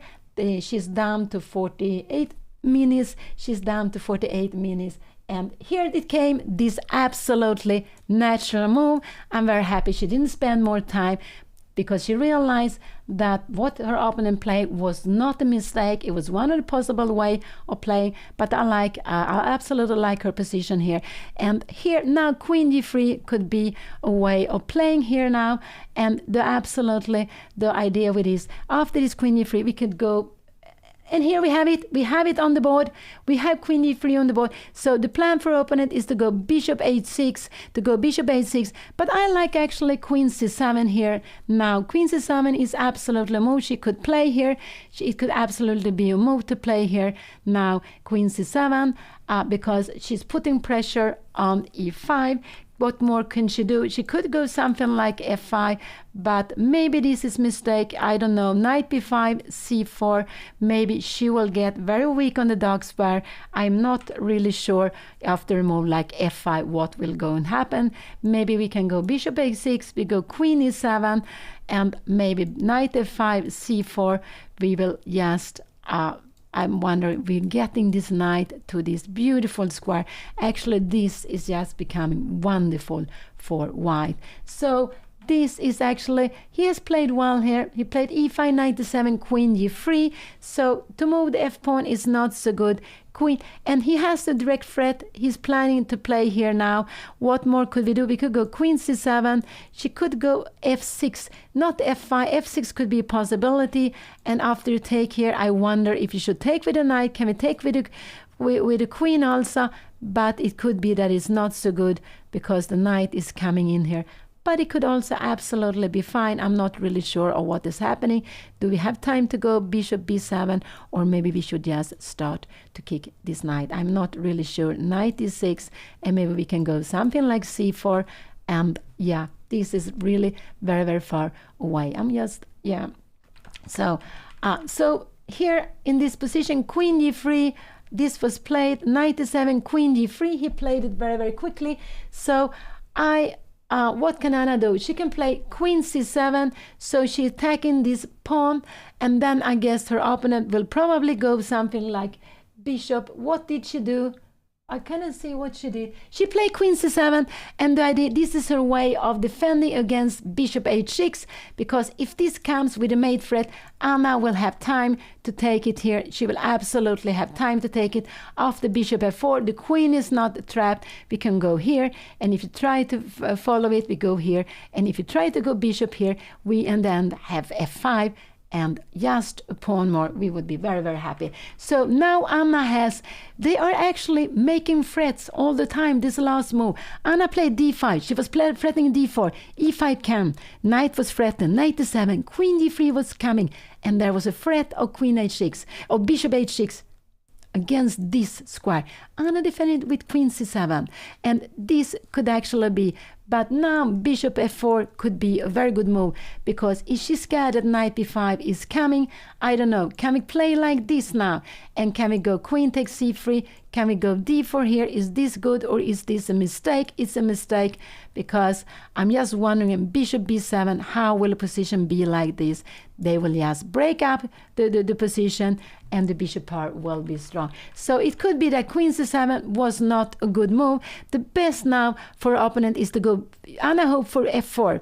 This is what she's hoping for. She's hoping the opponent to go f4, because now this bishop will be blocked, but bishop f4 is a good move. And now maybe the plan is to go knight b5. I don't know. So knight b5 can be coming here now. So I don't know if we have time for a3 here, but then we have this. What is going to happen in e6? Why is this so bad here? Just because we have bishop h6, and this would absolutely be losing for Anna. So queen e7, he played bishop f4, and now he's having a tremendous threat. He's having a tremendous threat to take on d5. So queen c7 was a logical move, but it was not the best move. Anna needs to take on c3, but I don't think she will do that. I don't think she will play this move, because it's very difficult. He is threatening knight take d5, and if he plays that, she can go bishop b7. But I'm just wondering, this knight will just come in here, and how is she going to defend? She needs to go here now, knight e6, and now we have this coming again. This is actually getting her into big problem. Absolutely no, she cannot do that. She has only one move to play here. So queen c7 was a natural move, but it wasn't so strong. Bishop f4 was a very good move here to play bishop f4, because he's planning knight take d5, which would absolutely give him a very, very strong position. She can go c4 here, but knight take d5, e take d5, e6. Can we save this here? What will happen after bishop h6? We still have queen f6. We are absolutely fine here, but what could happen here in a position like this? Taking here, bishop take here, and maybe her pawn, yes, her pawn, rook a1, and this pawn on d5 is absolutely so weak. If you try to defend it, we can go bishop takes c4, and there are some tactics. So this is actually very, very dangerous. So let's see here now. Queen c7, bishop f4 was such a good move to play. Even if it's hitting the wall, there are some tactics. So Anna's queen c7 was a very natural move. It wasn't the best, maybe. It could be that her opponent actually played very well with this idea. Bringing the queen here, it took some time, but it finally came here, close here. And this bishop should be on e7 here. This bishop is misplaced here. So she needs to take it away. She absolutely needs to take it away. She needs to take c3. And this is absolutely not so easy to see. So I'm really hoping that Anna, because now she will see that, oh, sorry, did Anna play this? No, this is not on the board. It's me analyzing. This is the position on the board. This is the position on the board. We put it on the live board. Let's see. We are putting it like this. This is the position on the board. Anna hasn't played. Oh, it's such an exciting moment. It's so exciting. Her opponent has played well here with queen d3 and bishop f4.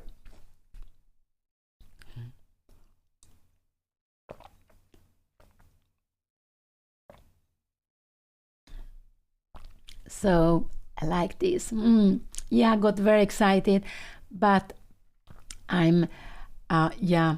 So it's just, this is one of these critical moments. So I do hope Anna will take some time before she play her move now, that she will take some time and just take on c3. Yeah, no, king h8, king h8, I think we will have, no, she can also go knight b5, bring the knight to d6, so it's absolutely a possibility, but maybe also knight take d5, these pawns, and e6. I'm just wondering, queen b7, yeah, we need to go here, take, and here, this we could absolutely play, but her bishop, yeah, this is possible to play, but white will absolutely better here. So king h8 is a possibility to play here, but I would say it's difficult. And she took on c3. She took on c3. She saw that the knight was coming. She took on c3.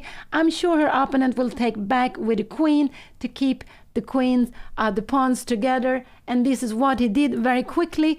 Now it could be, I don't know if b4 is coming, not yet, but maybe a5, it looks very logical move. I like a5, and the idea with a5 is you stop in b4, but we see her opponent has the bishop pair. You want to change the bishop. You want to go bishop a6. So a5 is very good, and if this move comes, we will go, I think we will go, no, this is still threatened here. We can just go bishop h6, and we are changing it. So after this move now, a5 is a very good move. We see that the opponent has the bishop pair. This pawn in the center is in a black square, which means that this one is more active than the pawn bishop on f4. And actually, sorry, this is the position. Actually, white like to play with the bishop pair. It's a static advantage. It means that if you keep the bishop pair to the endgame, this can be a very important advantage. So it's very logical that this bishop is passive. You want to change it for that one. And that's why a5 is a good move. It's also a way of actually taking control. By placing the pawns on black square, we are restricting more this bishop. So of course, we would love white to have more pawns on black squares, but when white only have this is very important. It would be better for white to have this taken on d5 now. So a5 is a very, very good move to play. And if you go something like the queen d3, we have bishop a6, and we are changing this strong bishop. So this is a good plan to play here.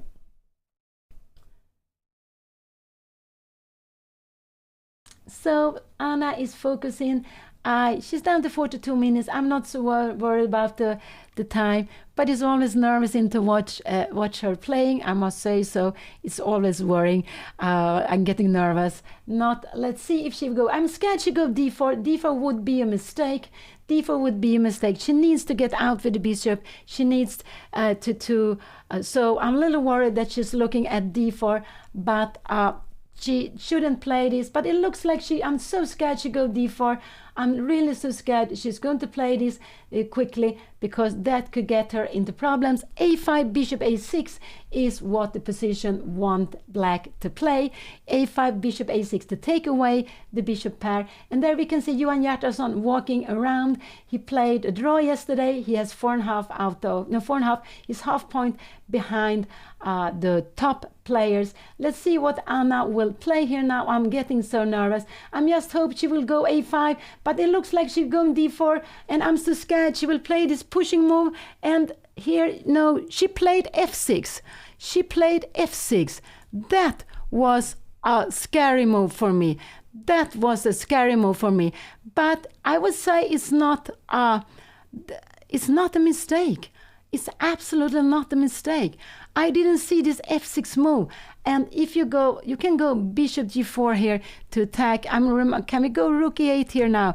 Or will there be some? And then we have rook f1.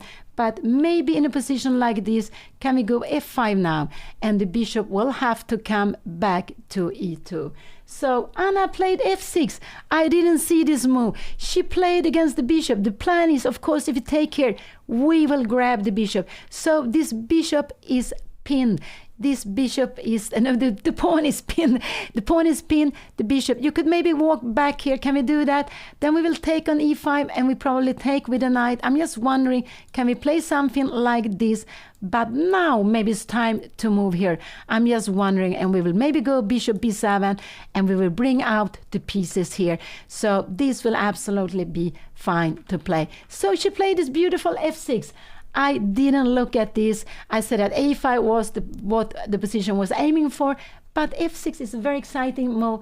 And here we can see Jon Arnason. He's not playing the tournament, but he's one of these legend. I don't think he's playing the tournament, but he is one of these legendary players from the 80s, 90s in this very, very strong Icelandic team. I played with him also when I was there. 84, I played with him in the closed tournament. So he's one of these very, very famous Icelandic players.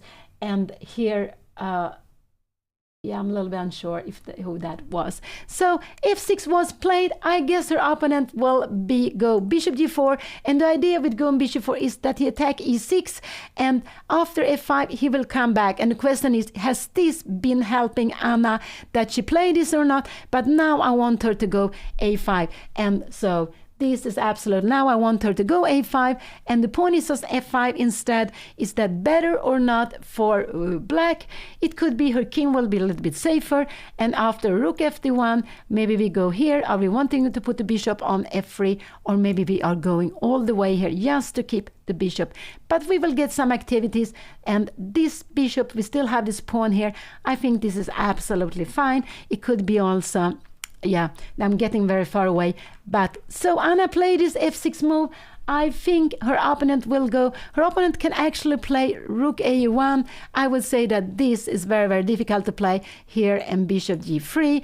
And the idea is afterwards to go after this pawn, but I would say that this is a very, very difficult plan to play. This is because, can we go something like d4? I don't know what is happening. Queen b3 here now, and we are putting pressure here on e6. I have no idea it would be, but I don't believe her opponent will sacrifice a pawn. I think he will go bishop g4. I think so.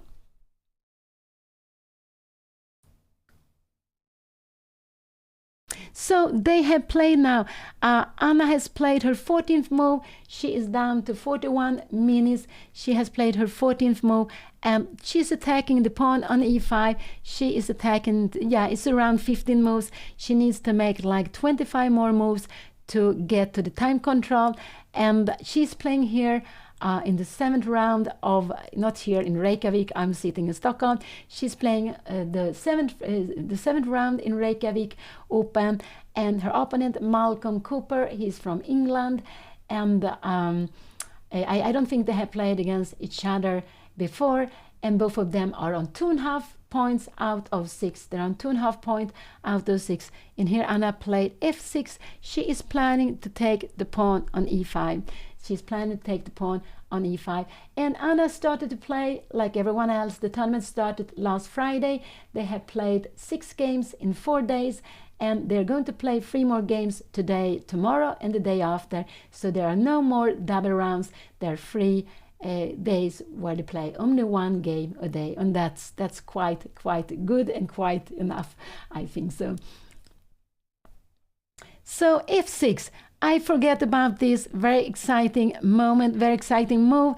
What could we believe? Rook a1, it could look very strange. Why we don't go? Rook fe1 could absolutely be a possibility also to play like this and to come here. And I'm just wondering, because the idea for white is to go bishop f1 and just to take this pawn and play against this weakness. I don't know how will this be. Rook b8, can we go something like here now? And now can we, yes, we want to take this back, we go d4.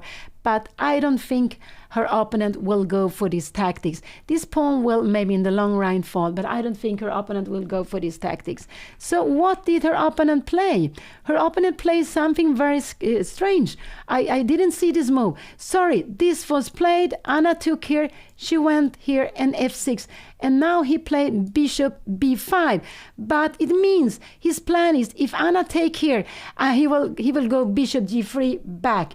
But he will not, if he takes like this, Anna has time to take on f4, maybe with the pawn, maybe with the rook. Probably with the rook, but also with the pawn is fine. Both of them are fine, probably with the rook because it's an open fight. But he will just go back, and next move he will take on d7. So he played bishop b5. But, oh sorry, this is the position. Anna played f6 here, bishop b5. So it means that Anna can take the pawn. She can absolutely take the pawn here, and now she would have a pawn more. And her opponent is playing to go something like rook f1. But then Anna have this queen b6, this beautiful queen b6. She is threatening a bishop here. You can take here now. And Anna can take the bishop, but of course, no, she cannot take this bishop because then white will get the pawn back, I believe, but you just take back and you have a threat here. You need to go down all the way, and here we go e4. And can you see at this beautiful pawn center? So bishop b5 was a mistake. It was a mistake, bishop b5, because this piece is a little bit getting loose here. So Anna has knight take e5. Knight take e5 is a very good move. She needs to play that if she wants to have an advantage. She can also, if she goes something like this, I don't think this will absolutely be fine for white, because we will have different color bishop. Anna will not win this pawn. She will have to put on pawn on f5, and it would be about equal, I would say, this position. So white played bishop b5, but that was not a good move. It was actually a mistake, because this bishop is not defended. This piece is a little bit hanging in the air. And how can his plan is to take on d7, to play a position with different color bishop. This is what he wants to do, and taking on d7 he takes away the pressure on e5. So he played his bishop b5, but it is a mistake. It's a mistake because Anna can go here, and if he takes here, Anna can take back both with the queen, but probably this is the best way. No, not with the queen, c5 is hanging. And if you go something like that, we have e4, and we have this beautiful pawn center, and Anna is absolutely, completely, fantastically fine here. So knight take e5. Let's see. Will she play this very strong move? This is actually the best way. Maybe, I don't know, could she play something else here? I cannot see anything else that is so good. I cannot see anything else that is good. For me, knight take e5 is absolutely obvious move. What can her opponent do here? The best her opponent can do is maybe to move away or to defend this bishop with something, but yes, to keep this, but this would be very difficult. So after knight take e5, we put the rook to e1. Anna has this beautiful queen b6, and when the bishop goes away, I don't know where you want to go away, somewhere, we can also move the knight maybe to f7. f7 is actually a good square to move it, and you can see Anna has a pawn more, and she has this beautiful pawn center. This is not the position. The position is like this. Bishop b5 was played. It was not the best move. Her opponent went into some tactics, but if Anna plays the best, for me, I think knight take e5 is the best, because you want to grab a pawn and you want this piece to be a little bit to stay there. And so her opponent played it quite quickly, and it was, the idea is not so bad, but it doesn't work because this bishop is not defended by another piece. And let's hope that we will see. Let's hope if we will see that later in the game. I just hope so. Anna is thinking, she's fully focused. Also, her opponent is sitting there. They are calculating. And chess is like that. It always comes down to calculating. Because in any kind of position, in opening, middle game, end game, there are moments where there are tactics, where you really need to be able to calculate. So this is something very important. And actually chess is helping your calculation in other areas. So it just goes together. And it's also it's also very important and quite nice to train calculation all the time. So after bishop b5, will Anna play the strongest move? She should grab the pawn. She should grab this pawn with the knight. This is absolutely the best move, to grab it with the knight. If she plays something else, if she takes with f pawn, this looks very obvious. Then her opponent will go, and you see this a pin. And if she tries to go and kick the bishop, there is time to take here, and we will take on e5. And now white is a little better, because this beautiful bishop will stay here, and this is backward pawn. This pawn is not good. We would love to have it on f line, and with an f pawn, it's getting weaker. So we're not happy to play this, but it's maybe tiny better for white, tiny better, but it's absolutely fine to play. No, so this is why f take e5 would be a mistake. White, because bishop g3 and you stay on the diagonal, you're planning to take on d7, you're planning rook e1, you can go something like d4, but you go queen d3, I don't know, can we go, and we are moving away the knight, something like this, but we have rook fe1, and we will just get this pawn back. You don't have time to save the pawn. So this is why f take e5 is a mistake. This is important to play, and when you get pinned, we have this we can go, maybe queen b6 is a good move, because we're attacking the bishop, but we also keeping an eye on the c5 pawn. And if you take here, we will just take it back. But now we're planning to take the bishop. You need to move it away, and then we have this beautiful, beautiful pawn center. So this is the position at the board, and it's getting so exciting. Chess is always getting exciting, and it's just so much emotions in chess, and the most nervous is actually to watch. It's much, I would say, it's not easier, but it's less nervous to play, absolutely, than to watch. So Anna is taking her time. I'm absolutely happy she does that. I'm absolutely happy she takes her time. So knight take e5 is the strong move. Anything else I would not so be happy with. Could she go some d4 move? No, I wouldn't. Yeah, maybe she can go d4, but it would be, it's just unnecessary to start moving these pawns. No, I don't like d4. I like the pawn to stay like they are. It could be just that now d4 would be a mistake, because the queen would actually defend the bishop. So it would absolutely not be the best. The best is, as I see, yes, to take the pawn. Yeah, no, I don't mind if Anna spend like 10 minutes more if she just play knight take e5. I don't mind this. But so I really do hope that she will play this. Absolutely. And yeah, we see how fully focused she is. And yeah, sitting there, and also her opponent. Her opponent hasn't gone up at any moment during the game. He hasn't done that at all.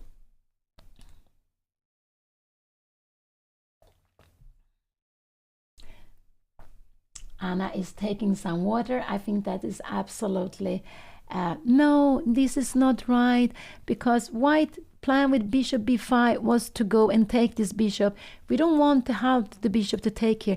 We want it to be impossible to take the bishop. White is planning to take on d7 to take away the threats against e5. So we don't want this to happen. So we don't even so maybe we can go rook b8, but I don't want this to be happen either.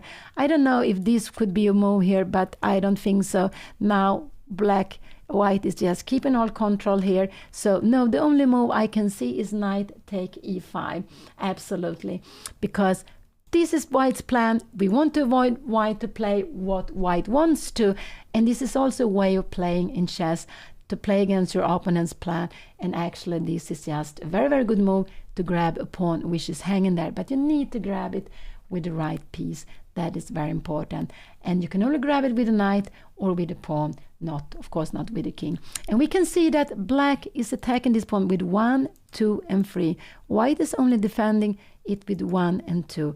But white is planning to move a rook here to e1, so this rook also can defend. And then it would be, then it also would be that you would actually have more control of this pawn, of e5 pawn. Yeah, don't do the moves your opponent wants you to make. Yeah, that's a good rule. Absolutely, that's absolute. But it could be that your opponent wants you to make a good move. That your opponent wants you to make a move which is actually a good move. So you shouldn't always trust your opponent. Absolutely not. So Anna is just here sitting. And we see some players walking around like always, but lots of players are focused, and there are lots of fights on the board. And when you go to chess tournament, especially when you play a chess tournament like this over the board, it's just a very, very special atmosphere. So special to be in a big, big hall, lots of players sitting there and playing, and it's very quiet. You don't hear almost anything. You can hear something small, but there's almost no sound at all. It's just amazing, and you feel the energy from the players when they're thinking, deciding on what to do in their games. Yeah, taking with a pawn is what you normally want to do, but the problem is that this bishop is not going to go somewhere here. It's going to stay here, and then we have a pin. And it means that this pawn can never move forward. And later, after, white will take on d7 and take back here. This would absolutely be a mistake to play this. And it would be about equal, but black would not be better. But here we have this beautiful knight take e5. And but it's very important that after knight take e5, rook f1, that you will see queen b6. This is very important. So if after knight take e5, it could be that bishop e2 is the best move to play. But now we have got 2 tempos extra. I don't think that they're open. And the idea to play this move is that after rook f1, you put pressure 1, 2, and 3. You threaten to take on e5. You have this move I showed you before, and black, and when the bishop go away somewhere, we will know we just move the knight, and we will have a pawn more, and we have an incredible strong center here, fantastic center. This would be just a dream position for black. So let's see, here we have the position. Bishop b5 came here. Bishop b5 came here now, and which was a mistake, and I'm getting nervous in these moments when I know Anna she only has one really good move. But it's a good move to get the advantage, to put pressure on her opponent. If she plays something else, it will be about equal.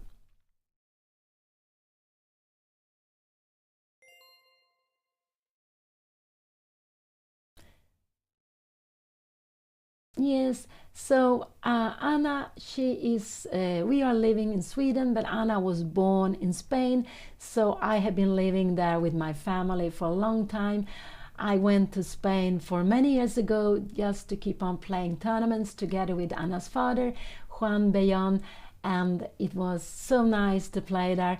I really enjoyed it, and we played in so many beautiful tournaments around the whole country and in Spain, and so yeah, it was just a very, very great time, and it was just a little bit like a dream going from Sweden and to go to Spain in my youth to play there. And I was living there quite a long time, but for some 10 years ago we went back to I went back to Sweden, and we went there all the family together. Yeah, I speak some Spanish also, but I prefer I stick here we have to speak English. So let's see here now what Anna will do. She's taking her time. I don't mind she takes her time if she just play this very, very good move. I don't absolutely don't mind it. Of course, I don't want Anna to get down to 10 minutes, but if she takes on e5, she will have an advantage, and actually her opponent will have difficulty to find the best move. I hope he will have difficulty to find the best move, because it could be that the best move is to go back. But let's see what Anna will do. It's just such an important moment. She's spending lots of time. She is a little bit, and this is maybe what happen easier when you are winning lots of games. You get confidence, you take the decisions quicker. When things doesn't work so well, now it looks like she's on her way to move, and she's looking in the center. This is absolutely the first move to look at. Are we going to take on e5? But and I hope she will do that. I just hope she'd play knight take e5. This is what I hope she will do. This is just such an important moment for Anna to play knight take e5. Will she grab the pawn? And will she grab the pawn? Oh, it's getting so nervous here. It's getting so nervous. I guess I will have to take some water. But will she take the pawn on e5? This is just absolutely the best. And her opponent will get under pressure. She takes it, and she takes it with a knight. She makes this very, very good move. She takes it with a knight. This is a fantastic good move. Yes, she was using some time. How much did she spend? Was it like 10, 15 minutes? I believe so, maybe 15 minutes. But this is absolutely a very good move, because now Anna is threatening. If he played the natural move, what he was planning, Anna will stay with a pawn extra. If he played the best, yes, then he needs maybe to go back, or needs to move his bishop here. But here the bishop will just be I'm wondering what is happening. We have a plan like this, and here we have this rook before threatening both of the bishops. So this would actually again force her opponent to take on e5, would force him to take on e5, and after bishop b3 we again have this beautiful, beautiful pawn center. We can go e4, we can go maybe rook f4 to play against f2, but we can absolutely go e4. Maybe, I don't know, it could be there are some other moves, maybe queen b6 with c4 coming and threats against f2. There are lots of things to play. So let's see what he will do now, because after knight take e5, now he is under pressure. He is under pressure. What will he play here now? His plan, sorry, this is the position. I'm sorry, this is the position. So I would guess if he see that this bishop is hanging, I will guess he will go bishop a4. But after bishop a4, does Anna have another good move? I don't know what will happen. She can go something like that, and queen g3. What is happening in a position like this? We will take here, and we will take, and what is happening now here? I don't know. This is getting some crazy. You have to move back. Can we take here? And now we have bishop a6. I'm just wondering, after queen e3, is it that we are going after the bishop here and c4? No, we have a3, but maybe we will go some c4, and you see this bishop is getting a little bit with problems. Maybe we can go queen take b2.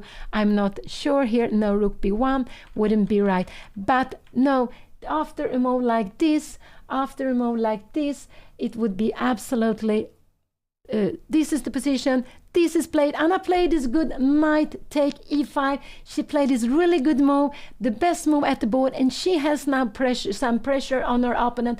What is her opponent going to do?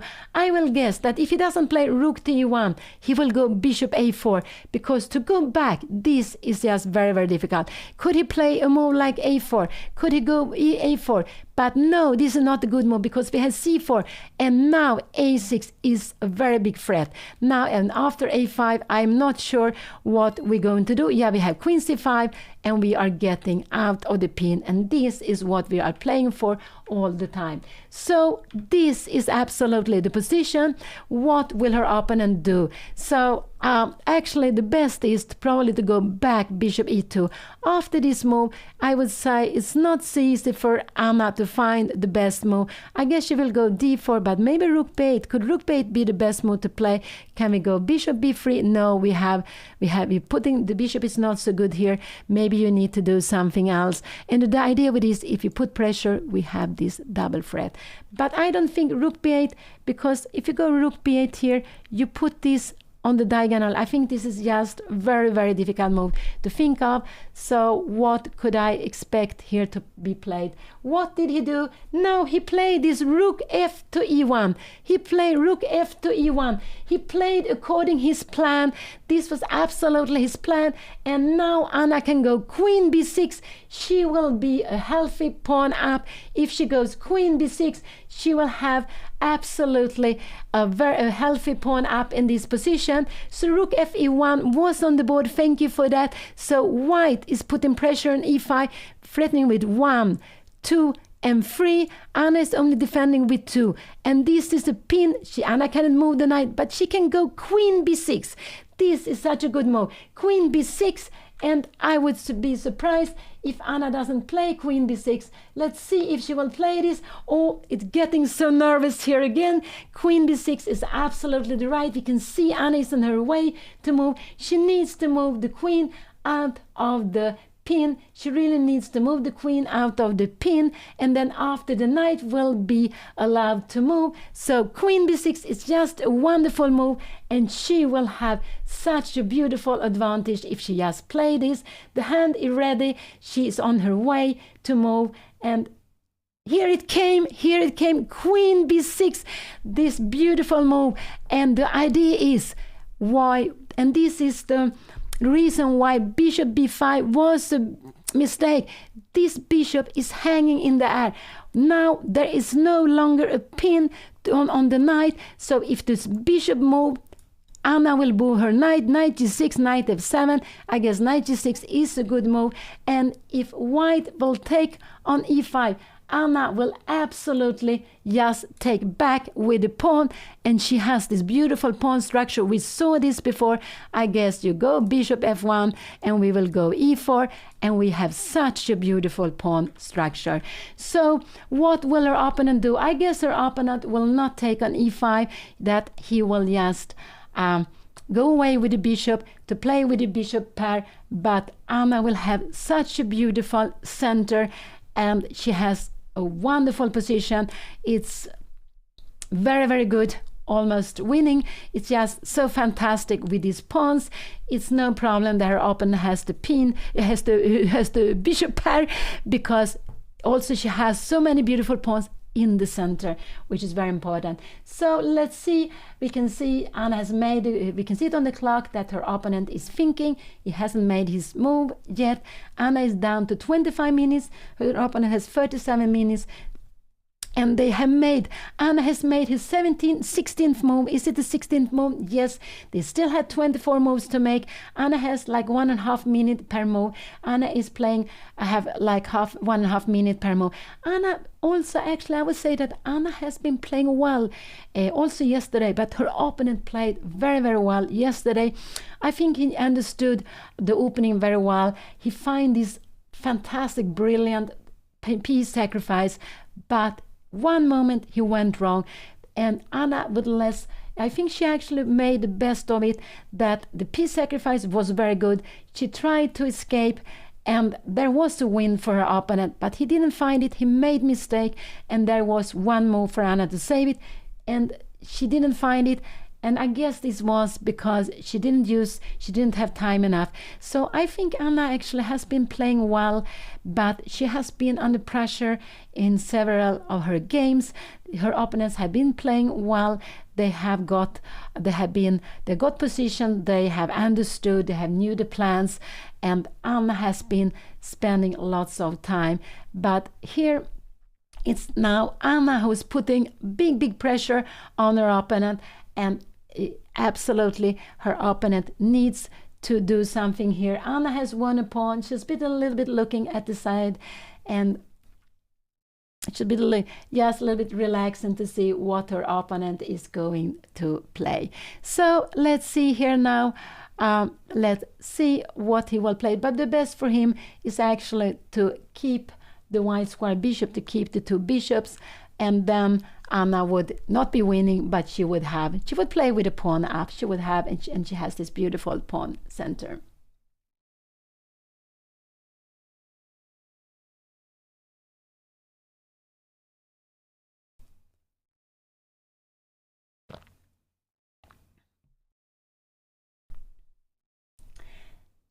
So this is the 7th round in this very exciting tournament. I think there was, did I say so? It was 11 players. They are leading with 5 out of 6. There are 22 players with 4.5 out of 6. Anna and her opponent Malcolm Cooper from England, they are both having 2.5 out of 6. And so, of course, every game is very important. To fight, to get the position you like, and of course you try to win all the time. Let's see if it will work for Anna, but it's not. You always have to keep on playing well, but I would say that whatever white is doing here, Anna is having such a fantastic position. And now a4 was played. a4 was played, but now I guess her opponent is going to lose the piece almost. She can go knight g6 if she wants to. She can go, but I wonder after knight g6, what can her opponent play? Can we go a6 here? What is going to happen? Oh no, then he can go back. I'm just wondering after c4, what is he going? Yeah, he has queen e3. He has queen e3, and he will be in the game. He will be in the game, but this looks very, very scary. So I think absolutely we will see this.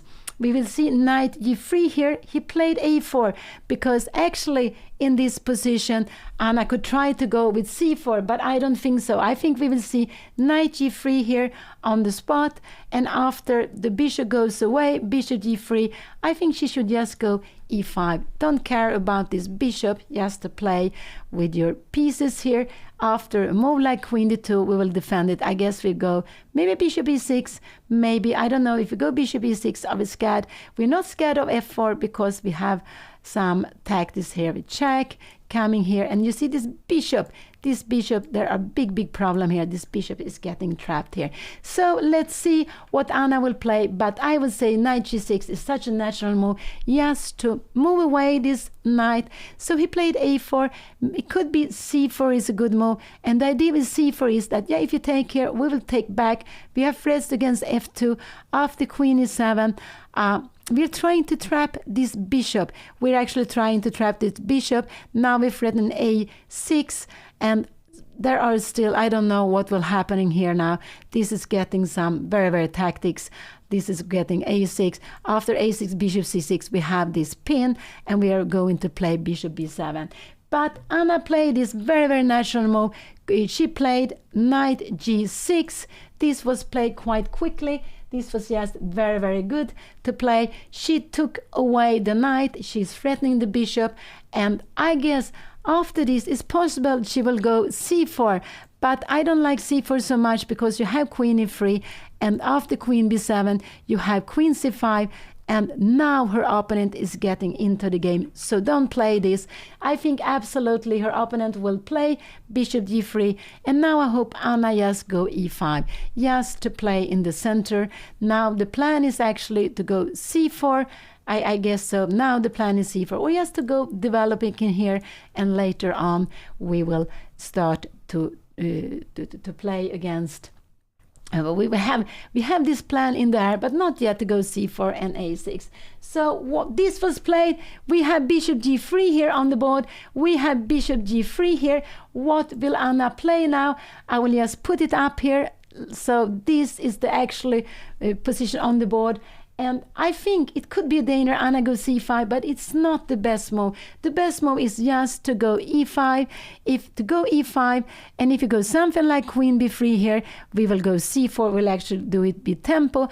If you go queen d3 here instead, this you could absolutely do. Queen d3, I'm just around there. Maybe we go rook d8. You can go a5, but we will just going away with the queen. I'm not sure where the queen is better. Queen c7, queen b7. Maybe also here could be fine to put it here. And we are just having this beautiful, beautiful center. So let's see what Anna will play here. But the natural e5 move is the best. c4 is very tempting, but after c4, her opponent has queen e3. Anna will need to take it. Her opponent cannot take, shouldn't take with the rook because we have, I don't know, knight e7. Yeah, he can take with the rook, and the idea is to go bishop e6 here, bishop c6, and I'm just wondering what is going to happen here. Knight e7, yeah, then we have bishop d6. We have some tactics. Oh, this is getting, yeah, we have some tactics here. Bishop e8 and knight f5. This is getting crazy again, but we get with different color bishop. No, why to play that? That is not necessary. So let's go back. c4 is not the move I like. I just hope this is the position at the board. Bishop g3 was play. This was very natural. I like Anna to go e5, play in the center.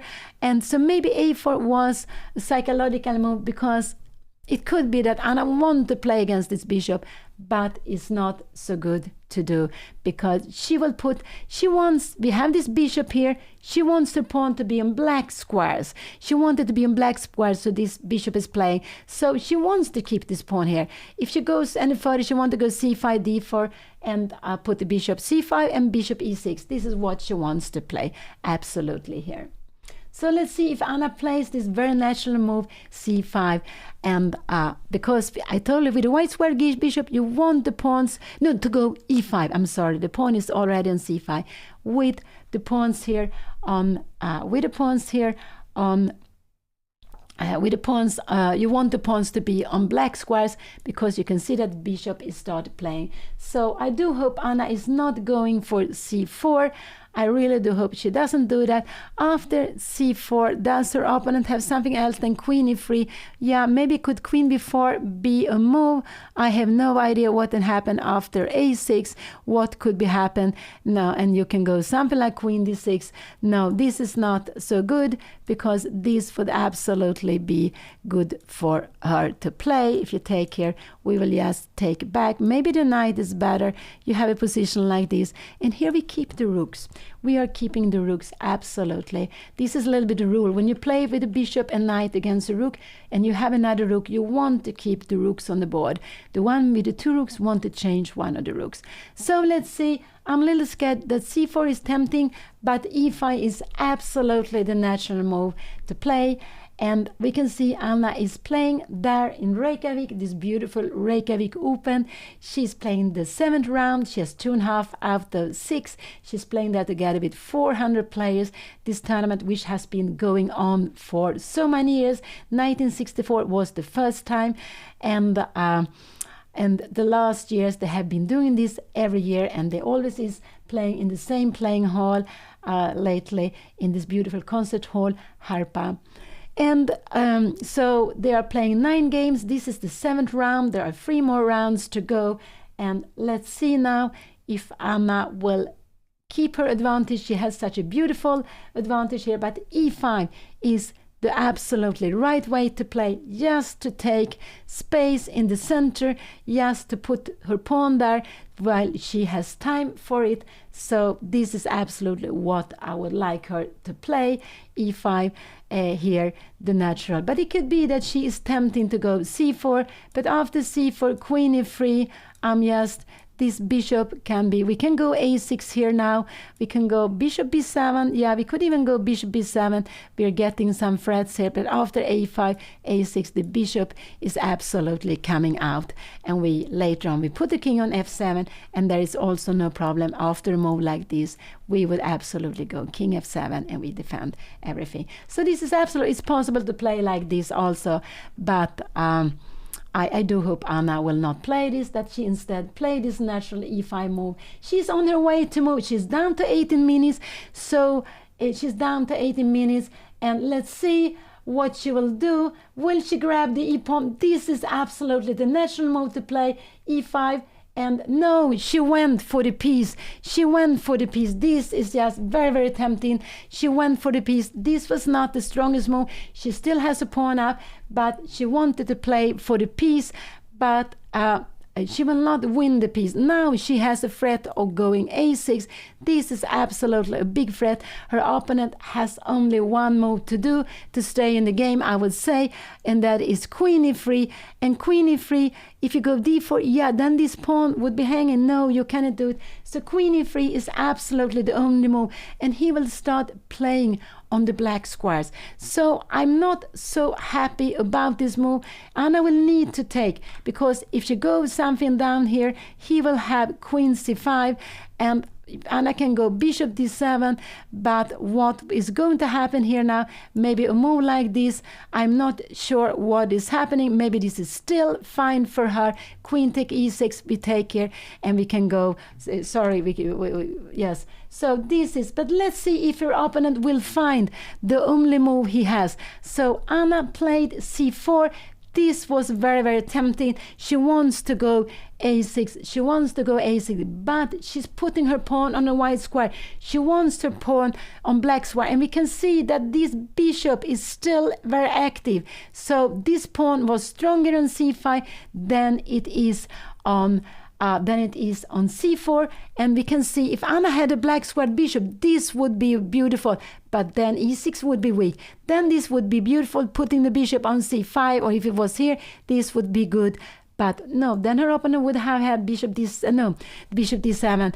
But if she would, so c4, yeah.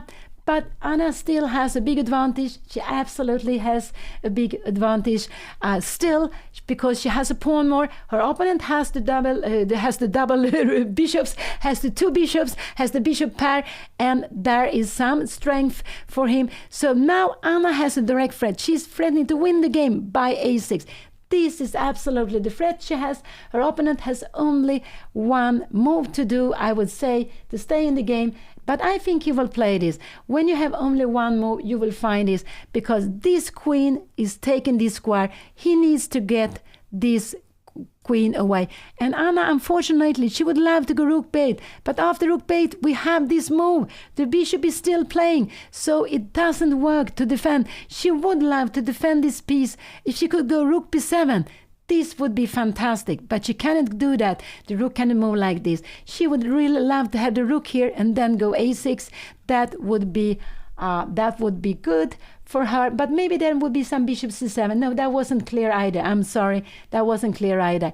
But this is the only move he has, and he played this queen e3 move. And now let's see, Anna will need to take on e3. She will need to take on e3. Let's see if she will do that. Let's see if she will do that, or if she will just do something else. But she should take on e3, otherwise her advantage will not be there any longer. Her opponent will get some counterplay. She will still maybe be a little better, but not the same. So he find the only move to play. He find queen e3. So Anna will need to just play with her pawn now.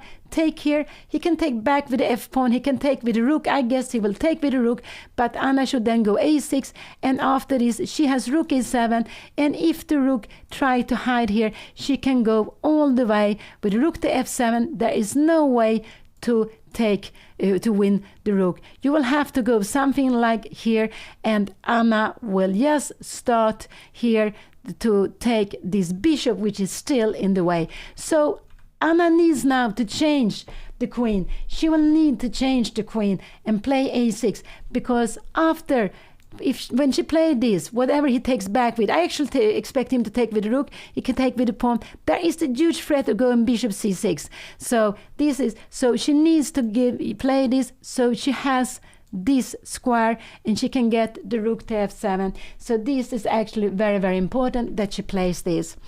So let's see what she will do.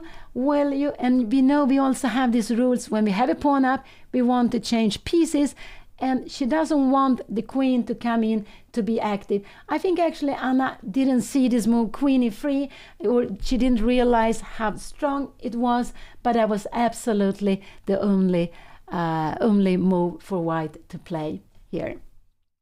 Yes, so Anna wants to go a6, but she cannot do that now because a6 would just drop the queen, so she cannot do that. She needs to do something about her queen, and her opponent is just planning to take on b6, and then this one will stay here. Can she play? Can she go e5? No, this would absolutely be bad, because bishop c6, and we take bishop c6. What will happen here? No, we have rook a5. So could this be move? e5, is this a move here? We have this here and rook d1, but maybe Anna could play this. Could this be possible? Now, yeah, this could be possible. But white has putting this pressure, and the bishop is here. This will only be about equal.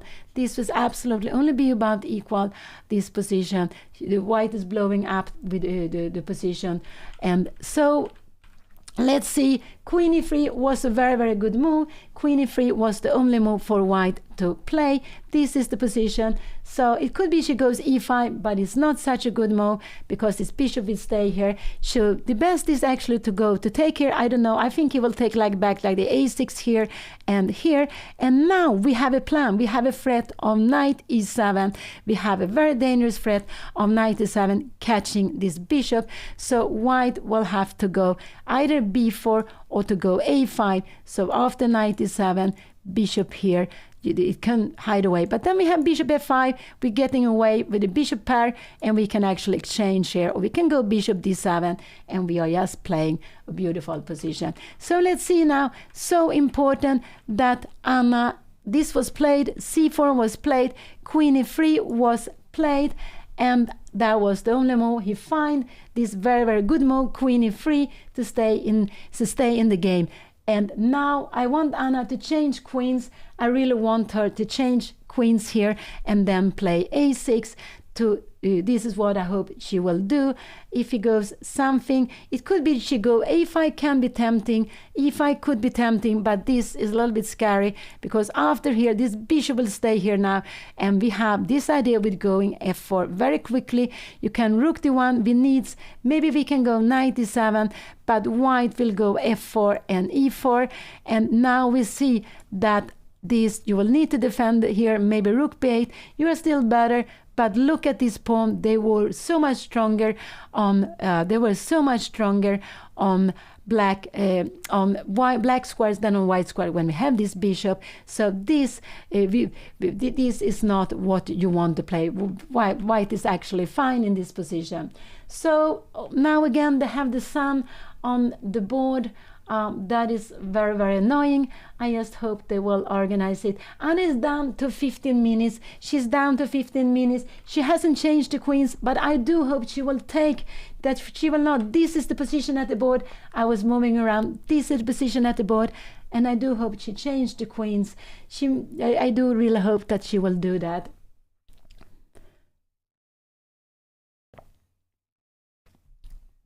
Anna is having an advantage. She has an extra pawn, but to keep the advantage, she will need to play to change the queens and then to go a6. This is absolutely the way for to keep her beautiful pawn center. And also, after she changing queens, there is a threat of bishop c6 to grab in the exchange. So this is what she needs to do.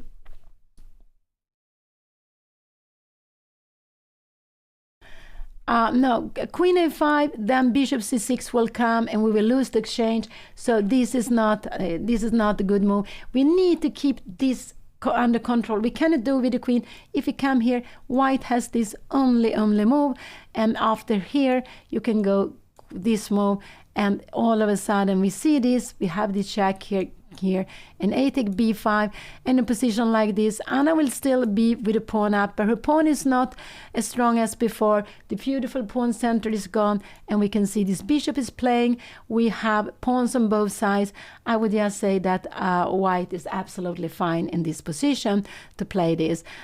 So I don't know, maybe rook d1 would be natural to play, maybe not, because we have this rook f8, and maybe we will grab a pawn here. So black would be better here, but the absolutely best is to take on e3, And I really do hope that she will play this. She played this. Yeah, Anna is down to 13 minutes, And I will believe she has been playing slowly in this tournament. She has been under pressure. In this game, she is not really under pressure, but this is one of these critical moments where she needs to find the good plan. She really needs to find the good plan here. And now she is thinking it could be that after queen b7 that she saw queen e3, but she forgot about queen c5, and that bishop c6 is then coming. So just hope she takes on e3. Just hope she will take on e3.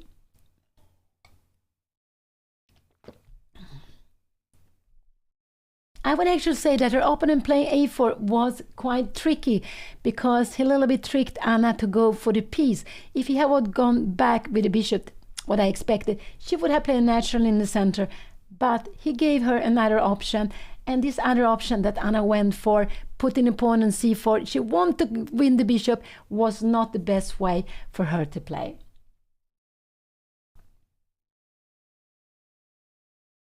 So she's down to 11 minutes, and yeah, I'm getting actually worried about Anna's time here.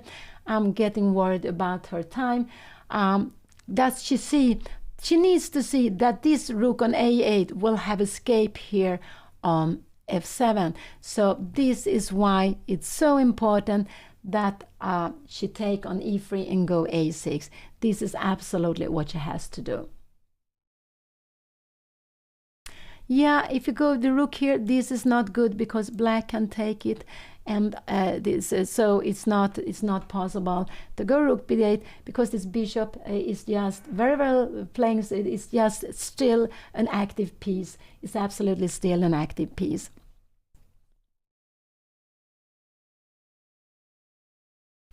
Yeah, but she needs to calculate, because if you take here and you take back, I guess rook will be taking back, but it's better maybe with the pawn a6. She needs to see that this rook has a way to escape here. So this rook after bishop b8, there's only one move, and it's going all the way here. Going all the way here. And now the plan is knight e7, and we can see how this bishop is getting badly placed now. It's getting badly placed. So let's see if Anna will find this. She's down to 10 minutes, and I'm getting nervous about the time. I'm still not that nervous about the position, little bit, because I think Anna made it more complicated. It looks like she's on her way to move. Is she going to play the right way? Will she just take on e3 and go a6? She still has a pawn more, but she needs to play the best here now to keep her advantage. And so it's just, so she has played, they have played 18 moves. Her opponent has played 19 moves. So she's having 20 more moves for 10 minutes. It's like not so much time, it's less than one, it's 20 more. Yeah, she has about 1 minute per move. So she is again in time trouble. And she has been playing slowly. Today I'm a little bit more surprised that she's playing so slowly. But it is like that. When things go well, you got confidence. When you're having a tough tournament, you are losing confidence, and then you are checking more and you are playing slower also. So let's see, Anna is on her way to move. She's really on her way to move here. Let's see if she can play. If she played this beautiful take on e3, this is absolutely... If Anna takes on e3, I'm sure she will win the game. If she plays something else, anything can happen, I would say, in the game. Let's see if she will take on e3. I just hope she will do that. That's absolutely, and she's on her way to move. She is on her way to move. Will she play this? Very good. It's possible she go e5, but e5 is not the best move. e5 is not the best move, and this is what she played. She played e5, and that is actually a move that a little bit scared me, e5, but she wanted to keep the bishop here. But now if her opponent plays take on b6, he will absolutely do that, and he goes some rook a1. How now I cannot see that Anna absolutely, he can, if he goes, he can also go bishop c6, but then Anna have rook a5, and after rook d1, Anna will play knight e7, I guess, and the bishop will just have to come back. And this is now getting good for her. This is getting good. So let's see. Anna played e5, and I think it's because she played e5 because she realized that she should have played e5 earlier. This she should have played earlier. Her opponent will absolutely take the queen. Her opponent will absolutely take the queen. And after taking the queen here, can he go something like f4 already now? I don't know what is going to happen here. Bishop f2, bishop f5. What is going to happen here? He will take on b6. Anna will take, maybe will she take on c6, or will she do something else? She needs to go knight e5. Now this is just it's open in there. So if he takes on b6 and go f4, but f4 is a difficult move, I would say. F4 is a difficult move, I would absolutely say. So now, if he doesn't take, he will absolutely take here, I would say, because now he can also go something like rook d1, but then Anna should take, and go. Maybe knight e7, I wonder, can we go bishop e6? Maybe this is not so good because of f4. I would guess that Anna would go bishop b7 actually here. And the plan is actually to go a6 and to go rook d8. She will absolutely be very good here. So, but I think her opponent, sorry, this, we will do like this. I'm sorry, I will put up the position at the board. We will see it on the live board. It's like this. Anna went e5, and it's a little bit psychological. I think Anna, after she made c4, she realized c4 was not the best move, and then she plays e5. But e5 is not as strong now as before. Her pawn was better on c5 than on c4. Her pawn was absolutely better there. So let's see, will her opponent find this incredible strong idea of giving a pawn like this and going f4? This is, maybe this is not the right way, but this is absolutely a very strong way of playing here. So where is her opponent? He is thinking, he's taking his time, but let's see what he will do. Let's see what he will do. So e5, yeah, she played this. If it was Anna to move, it would be so fantastically, but he can take on b6 and blow up the position with f4. He can blow up the position with f4, and after taking on b6, there's no problem any longer with b5. So Anna is a little bit admitting that she made a mistake. She is a little bit admitting that she has made a mistake with this playing. And I'm just wondering, if you go here, we come here, bishop here, rook a5, I would guess her opponent would play this move. But here she can go, she can also go rook d8 here. And now it's much more difficult to make a move like f4, because what is going to happen? We have some moves here. You are coming out here with the pieces, and we're getting, I have no idea what is happening here, and we might have some tactics. To play f4 is very, very difficult. But I think it's not difficult to take the queen. I don't think so. I think absolutely her opponent will do that, but her opponent has like 28 minutes. He has 28 minutes, and he hasn't played so quickly in this game, but Anna has played slowly. It's not that Anna is going to lose a pawn after bishop c6. She has seen that she has this. If her opponent go b4, she will absolutely take this. Can she go rook c5? She could absolutely go rook c5 if she wanted, but maybe this is not the best move. Maybe she should go actually rook d8. I have no idea. And after b5, just to bring the rook back here. But we can see this is not, this is actually something we could be happening in the game. So this could absolutely be happening in the game. e5 was played. Her opponent is still thinking. I'm very happy for that, because Anna is down to 8 minutes. She has 8 minutes to make. She has 8 minutes to make 21 moves, and her opponent has, she will also get half a minute, so she will get 10 minute and a half. So she has like close to 20 minutes for make 20 moves, a little bit less than one move, 1 minute per move. So it's not so much time, and we can see that Anna, she's making a mistake here. She's going e5, and it's a little bit easy also that you go wrong one move, then you continue to go wrong again. And this is actually what Anna has done here. Will her opponent find the best way to play? It will be very exciting to see. I hope not. It's not an easy. The first move is easy, but the next move, I wouldn't say it easy. And no, I'm not in Reykjavik. I am in Stockholm, so I cannot see the beautiful playing hall. I've never been to the Harpa concert hall because, as I told you before, I've been to Reykjavik. I've been there 84 and 95, but at that time this beautiful concert hall Harpa was not built. So I'm not there. I am in Stockholm, and I commenting on Anna's game from Stockholm.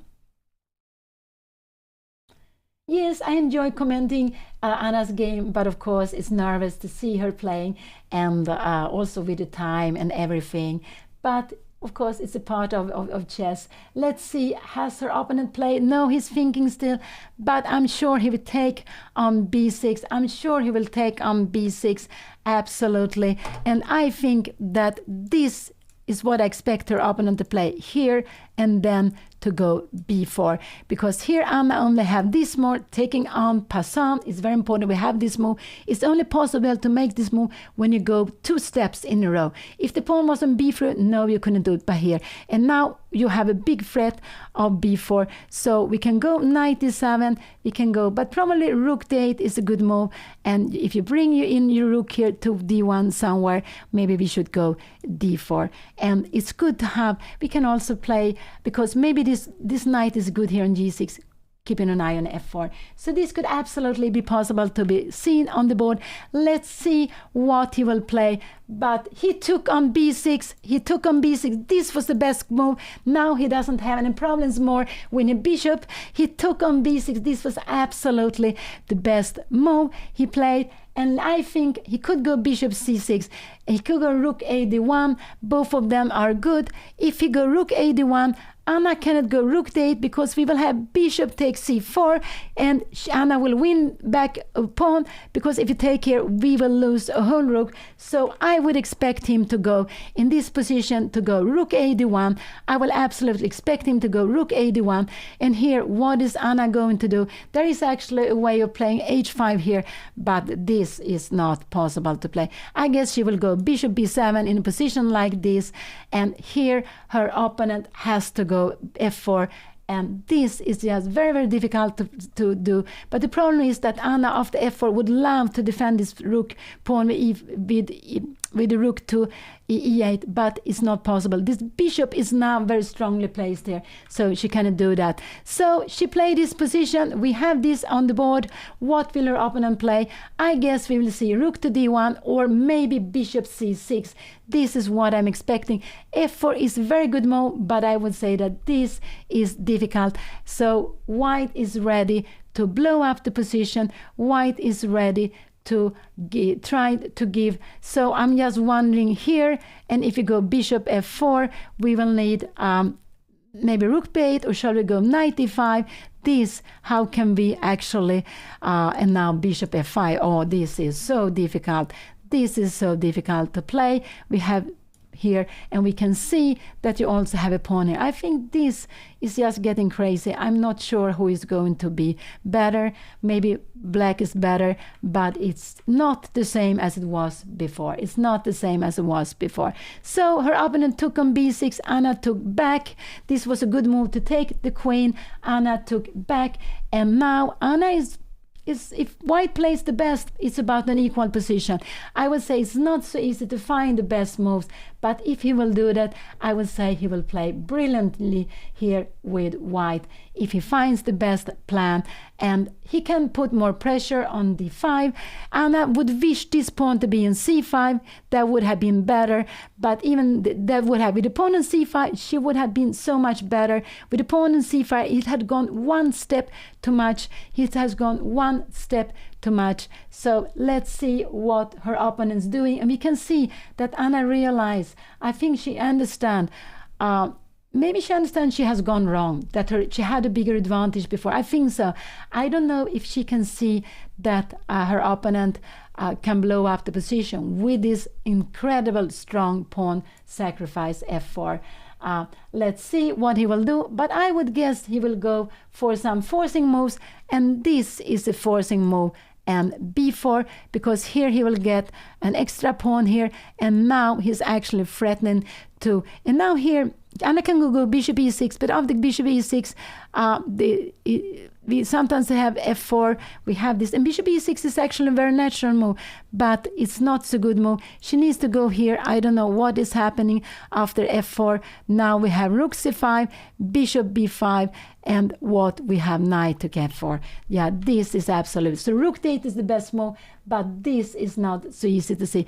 But let's go back. The position is like this. Her opponent took on b6. Anna took back. She has a pawn more. This is very important. She would have been worse if she didn't have this pawn more, but this pawn on c4 have walked one step too much, or maybe not. If it wasn't a c4, she would actually lose the pawn here. So her opponent played this very, very clever a4, and he made Anna tempting going for the bishop, but that was wrong, and now he's absolutely in the game. He's absolutely in the game. Let's see what will be happening here. I think he will go bishop c6 or rook d1. Both of these moves are very good. After rook d1, I think this is a good move. I guess, I don't know, I guess Anna will go bishop b7, but this is not the best move, but I think this is what she will do. This is the most natural move to play, bishop b7, but this bishop is getting a little bit weak here, a little bit passive, and it's because you have this beautiful, beautiful plan of playing. And for Anna, it's so difficult to play her pawn to d4. She will need to go something, rook c8 or something here. Now rook c8 is also not possible to play. So let's see what he will do. Will he find the right plans? He has 21 minutes. Anna is down to 8 minutes. And again, Anna is the one with less time. And yeah, so I'm a little bit concerned about that. I'm a little bit concerned about her not having so much time, because she had such a good position before, but her position is still good if the opponent doesn't play the best plan, but it was much better before. It was just overwhelming position, but now Anna has made it more complicated the way she played.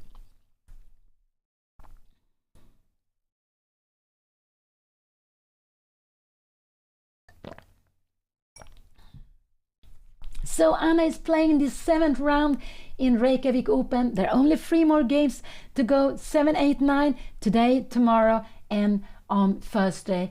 And Anna is having 2.5 out of 6, like her opponent. There are 11 players leading the tournament, but Anna is more down in the field with -1. She has half point less than 50%, that means -1. And there are still more games, 3 more games to go, as I said, and they are 400 players in this beautiful tournament. And you can see now there are not many players going up there behind Anna. Most of them are sitting. Her opponent is taking his time. What is he going to do? I guess bishop c6 and b4 will be coming. I think so. I think this will be coming. So this is absolutely one move to go. This is absolutely one move to go. b4 could also be one move to go. And after this, if he goes here, maybe Anna should bring up her bishop, bring it to an active square, and here on c2, and to have some threats. If you go bishop c6, we can always defend this rook. And if you come here now, we actually can go knight e7, and we are going to grab the pawn on c2. This is absolutely fine. So this was a very good move, take on b6. Anna took back, and this bishop has become a very good bishop. It's active here on f1. It would be passive. Now it's active and is in black's camp, and it's a piece Anna cannot take away. She can maybe try to exchange it, but she cannot take away it. So let's see if you go something like b4 here, then b4, bishop f5 was a good move. I'm wondering, is this a move to be played? No, because maybe we come here and we see we have b5. She will come back very passively here, and maybe we can start something like this. I have no idea. Do we have some threats here?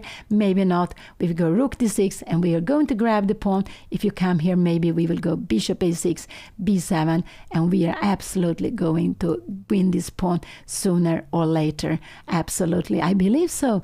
I'm wondering, why can't we go rook take a4 here, and we're having this pin here? Absolutely. we can take it this way. So we can take it this way. This was very far away. Let's go back. It's so exciting. What will he play? He's down to 18 minutes. No, this is not the position I have moving around. The position is like this. This is the position. Our opponent, white, took on b6. Anna took back with the pawn. And tomorrow, to back with the pawn. And there are several ways of playing this. I just hope white will not find the absolutely best way of playing this. And there are 3 more games to play in the tournament. There are 3 games. The game Anna is playing today, tomorrow, and the game after. There are 3 more games, and they will only play 1 game each day, and that is absolutely much better. It's so tough to play these double rounds. I have also played tournaments with double rounds. This was not, when I was young, it didn't almost exist. It was so unusual to have double rounds. But later on, when there were more open tournaments, they realized they wanted to make the tournament shorter, and the time limit also became shorter, because long time ago we played with the Germans. You couldn't play 2 games in a row. And here it came, bishop c6, Anna went a5. This was absolutely, and now rook a5. I just think now that her opponent will go b4. I think he made for the most forcing move. I think he will go b4, because he's also creating passport. So I'm sure we will see b4 here. He's forcing Anna. Anna can only take on b3. There is nothing else she can do. She will need to take on b3, and this is what she did. This is a move called en passant. I have for a long time, when I was a kid, I was playing for 30 years. I was playing for Club Passanten, and the name was, of course, named after en passant. He took there and she took back. Now b4 is the big threat. The best for Anna now is to go rook d8. I'm not sure she will go rook d8. I think she will go bishop e6, but bishop e6 is not as strong, and I guess bishop e6 is not as strong because you have something with f4. This could make it very, very tricky here. So bishop e6, this was a tricky way of playing. She can also go rook c5. Rook c5 is also absolutely possible to play, but the best is rook d8. This is not easy to know. I don't like knight d7, because then he will have f4. Rook d8 is the best move. I hope Anna will go rook d8, but I think she will go rook c5. This could be very tempting to go rook c5, but I think it's better with her to stay with the rook on a5, because we see we have 2 against 1 here now. We had 2 against 1 here. Could she go rook d4? This, she can go d4 is absolutely also a possibility that she will play. I would actually, and after b4, she will go rook a7. This could absolutely be what she will play. So I would say d4 is absolutely a move that she can be playing here. Yes, and after b4, rook a7. Her rook stands well here. I would say her rook is well here, and after a move like this, we are taking here, we take, and now we can bring out the bishop. We have a rook here, but we can see that this bishop is not playing. I don't know what we are going. Maybe rook c8 is a good move. Check, and we will of course bring this closer. And we see bishop is not playing here. So d4, I would say, is absolutely a good move also. Anna is thinking, well, let's put on the position with the live board. Exactly, we have it like this. Here it is. She played. There is a big threat of b4. She needs to do something with her pawn. Either she can go rook d8. This is a good move, but I would say d4 is also a very good move to play, not to go out with the bishop yet. So d4, I like this d4 move, putting the pawn on a black square, even though maybe rook d8 is also very natural. But don't bring out the bishop. There are some tactics if you go out with the bishop to defend here, because white has a threat b4 and taking on d5. She will need to play against this threat. Knight e7, you can also go, but I don't like it, because later after this f4 is coming. Now you need to go g5. You will need to go g5. Maybe we can play like this. Maybe this is absolutely fine, but she will need to do it. So yes, knight e7 is absolutely fine. Her opponent, I guess her opponent can also go something like this, but that would be worse. Bishop b5 looks natural, and now f4 is in the air, so she will need to go g5, and I would guess her opponent would go f3, but then we have rook d8 and we will go d4. No, f3 is not the move. F3 to go bishop f2, so knight e7 could actually be a move, but after bishop c6 she will need to play against f4, will be a tremendous threat. So she will need to go g5 to stop this pawn from moving. She will absolutely, and maybe f3 will be held. Could she go some d5 here now? I don't know. We could have f4, but we have h6 here to play this position here. And the bishop might come back, and you put the rook on a7, so this will absolutely be fine. She's having these beautiful, beautiful pawns. It might be that black wants to sacrifice something. White has an extra pawn here. This is very, very far away. So knight d7 is absolutely good if she's following up with g5. She needs to be following up with g5 after that. So I would say rook d8, d4, or knight d7. These are the three moves I would like to have, because I don't like so much the rook to c5 here, because after a move like b4, I want this rook be front of this pawn. I want this rook a little bit to be blocking the pawn. So I want the rook to stay on a5. This is what I want. This is what I want the rook to do. So let's see what Anna will do. Knight e7, rook d8, or d4. These are the three moves. One of those I would like to see here at the board. But if she goes knight d7, putting pressure here, if her opponent goes here, I would expect so. It's very important to go g5.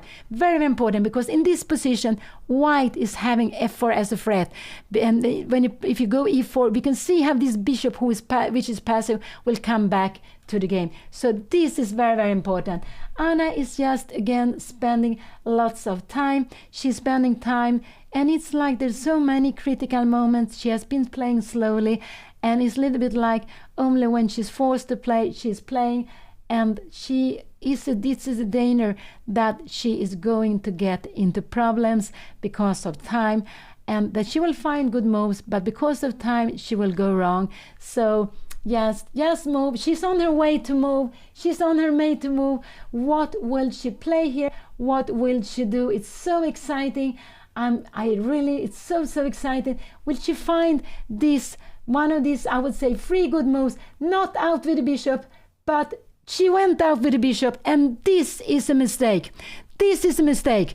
This is a mistake, because after b4 there is f4 coming, and now this is actually a mistake. She will, after b4, I don't know how she can save this after f4 now. Do we have some idea to save this? We can go rook c8, the bishop b5 here, and how is she going to handle this? How is she going to handle this?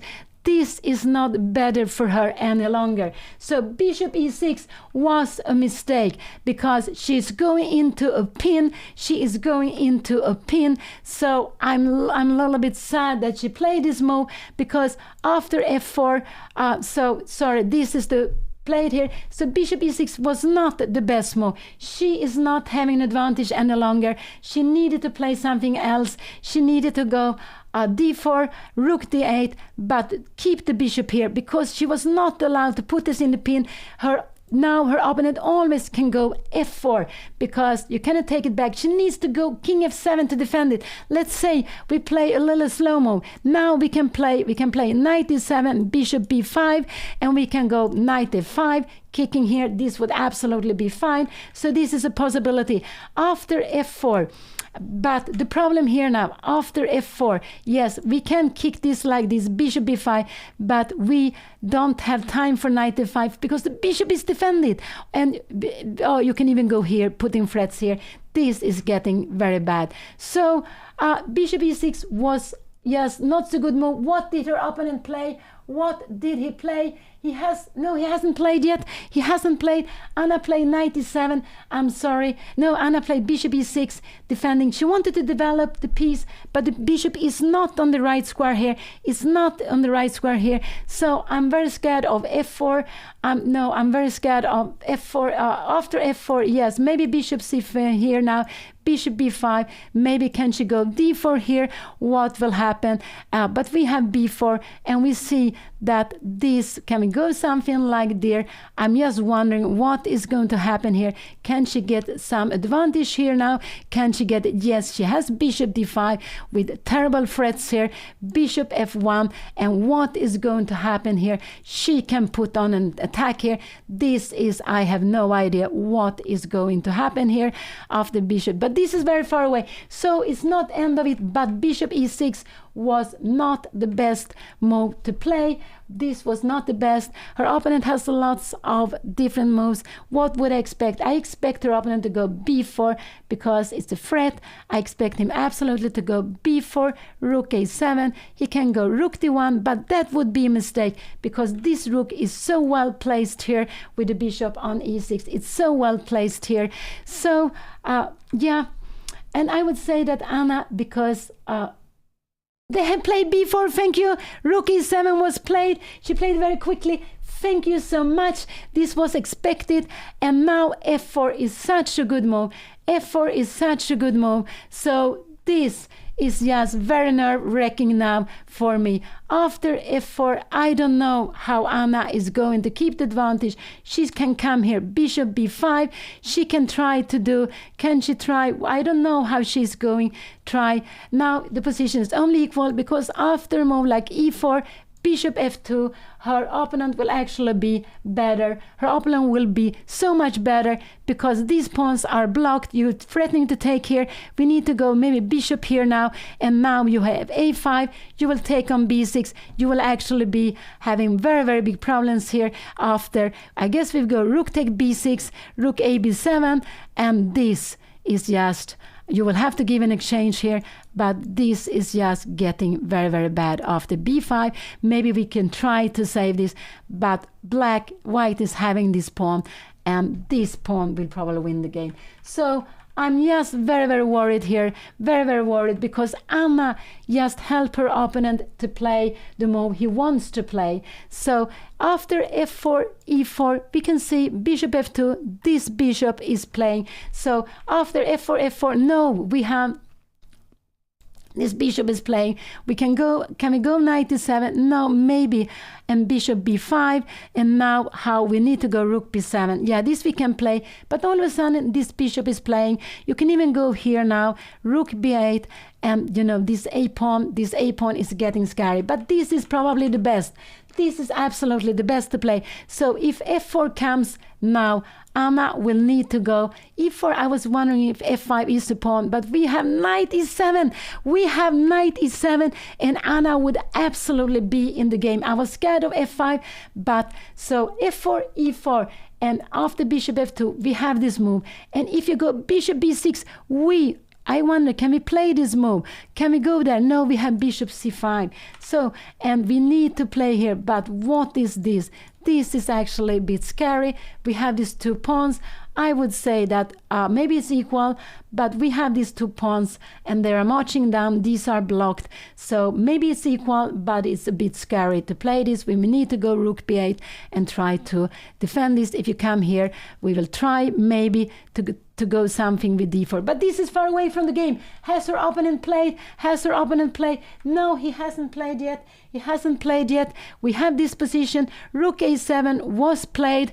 And now, after, if you go f4, Anna will need to go f4. Can she go knight e7, also bishop b5, and e4? She could do that. And because the idea after bishop f2, we have rook b7 and just try to fight in this position. So I'm just so nervous here. f4, if he doesn't go f4, he can go a5. If you go something like this, no, we're not so nervous. We will take it. You take back here, and now we will just start kicking this bishop. We'll probably, maybe we go knight f5, and we are controlling everything. So this is actually a plan she has here. She is having this plan after bishop e6 to go knight e7, knight f5. And I was wondering, why couldn't we play that before? That could also be a possibility. So, sorry, b4, rook a7 was played. Her opponent is down to 11 minutes. Oh, this is so exciting. This is so exciting. He's spending a lot of time. And who will play best here? This will be with very little time. Will he find the best move here. Anything else, Anna will have advantage, but he has a fantastic move, blowing up the position. And after a move like this, I would say this is the best, and to keep the pawn on e4.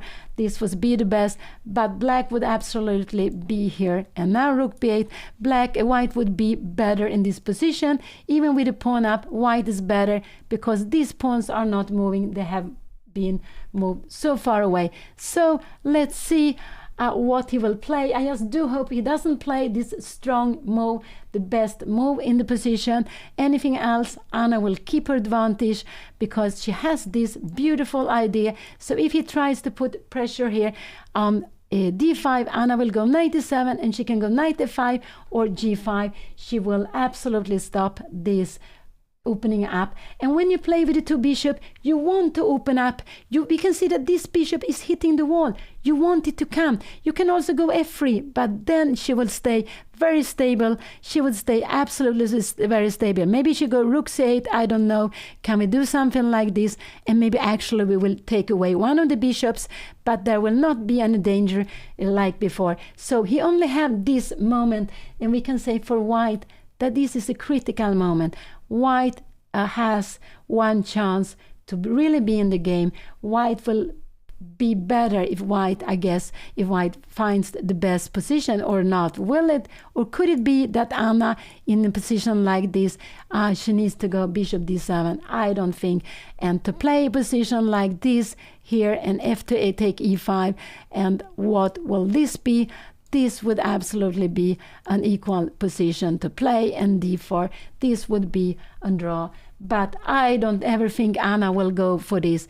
This is so difficult. So if we have this position, I believe Anna will go e4 here, and after bishop, also here, this is the position. I believe she will go e4 in this position, and I just hope for f5 because Anna has this beautiful move to play. After bishop d6, she can actually just play here. I'm wondering, after bishop take f8, we can play this position.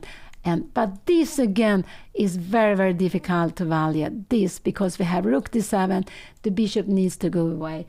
And he played f4. I'm so sorry. He played this beautiful move now, f4, and now Anna is having problems. She's absolutely having problems. She is not better any longer. She will have to be careful not to becoming worse. This f4 was played. He find this beautiful move, and now this is the reason why bishop e6 was a mistake. Now, because if she take on f4, e6 will always be hanging. So I'm just so sorry that Anna gave her opponent this chance, but she wanted to make a logical move to develop a piece, but it was a mistake. So let's see, what will she do? She can go knight d7. She can, but the best is actually rook c8 and bishop d7, but we will never see that on the board. We will not see that on the board. So she can activate her rook and then go here, and after a move like this would be actually a mistake. We would just play this position like this, and probably we should take, I don't know, knight or pawn. This is more logical to take. I'm just wondering how then we go rook b8 and we defend everything here. So this is possible. But he played this beautiful f4, and now I don't know how Anna is going to play this. I would say that all results is possible. This is the position here in the game, and Anna is having so little time. She is having so little time, and the position is very easy now, that when the position is open up, this bishop is coming into the game, that Anna is going to become, that the bishop will be dominating the position, that she will get into problems. d4, yeah, she can play d4, but her opponent will just take here and take bishop takes here, and this is absolutely, she can play this, and this will be an equal position. This is the things she can absolutely play. Her opponent can go for a5, and we can just, I don't know, can we play here? Maybe then her opponent will be better. So if she goes d4, she will just lose a pawn here. So I would just say that Anna is now having problem, and she has little time. She's down to 253. She is down to 253. And what is the best move for Anna to play? I don't know. She can go knight e7. absolutely. She can go knight e7, but and e4. I guess this is what Anna will play. Maybe this and e4. After rook f2, we can defend this with rook b7. But here the bishop pair will be stronger. I guess rook f1 will come. It's so difficult to get the pawns moving. Can we try knight c6 just to put some pressure? We want to block it like this. But I wonder after a5, we will, I don't know what is happening here. We can come here a6. We will need to go some rook a6. And after a move like this, we might have, we have a fork. There are some very, very much tactics, but f4 was a very good move. Anna is down to 1 minute. Anna is down to 1 minute here. And she is just having some big problems here. Her opponent played this beautiful f4. He played very nicely. And now Anna has problems. I think she should go for the draw, but it's very difficult to understand that now you're playing for a draw. She also played against a lower rated player, so I think Anna will still try to keep her pawns. I think we will see e4 here, or I think we'll absolutely see e4. I think this is what we will see. It could be knight e7 and e4 first. This is what I think we will see. Anna go rook c7. This was this a good move? Bishop b5 will come here now. What will Anna go here now? She cannot defend the pawn any longer. I think her idea could be to be this, but this would be very bad because the bishop f2, and now she will lose the b6 pawn. I think she will get into problems here. After king f7, this will be taken. So rook c7, she played this move. Her opponent can also go b5. Her opponent can absolutely go b5. What will we see then here? He can absolutely go b5.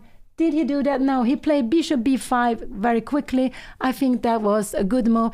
Anna could now maybe try to go, can she try rook d7 here and rook c2? Could this be a possibility? Because she wants to play bishop d1, but we have always rook e2, and this is just very, very bad. So he went back with the rook to here, and now Anna will need to go bishop d7. If she goes e4, I would say that she will be e4. We have f5, just winning on the spot, so this is not possible. She will need to go bishop d7. She will absolutely need to play this. You take here, and now we can take here to play. So bishop d7 she needs to play. I think what more can she do? She can play something like rook a8. She needs to give the pawn back on e5. She really needs to do that. Anna is down to 23 seconds. She is down with so much time, and this is just such a, oh, I'm just so sad. She going rook c2, and I just think that now Anna is going to lose this game. I think this is a very big danger. She will lose this game because her opponent will take what is she wants to play. I take here, and here she wants to take back. After that, she wants to go rook here, but we have bishop f1, and then after that, she will have problems here. There is no way. Can we try to make knight h4?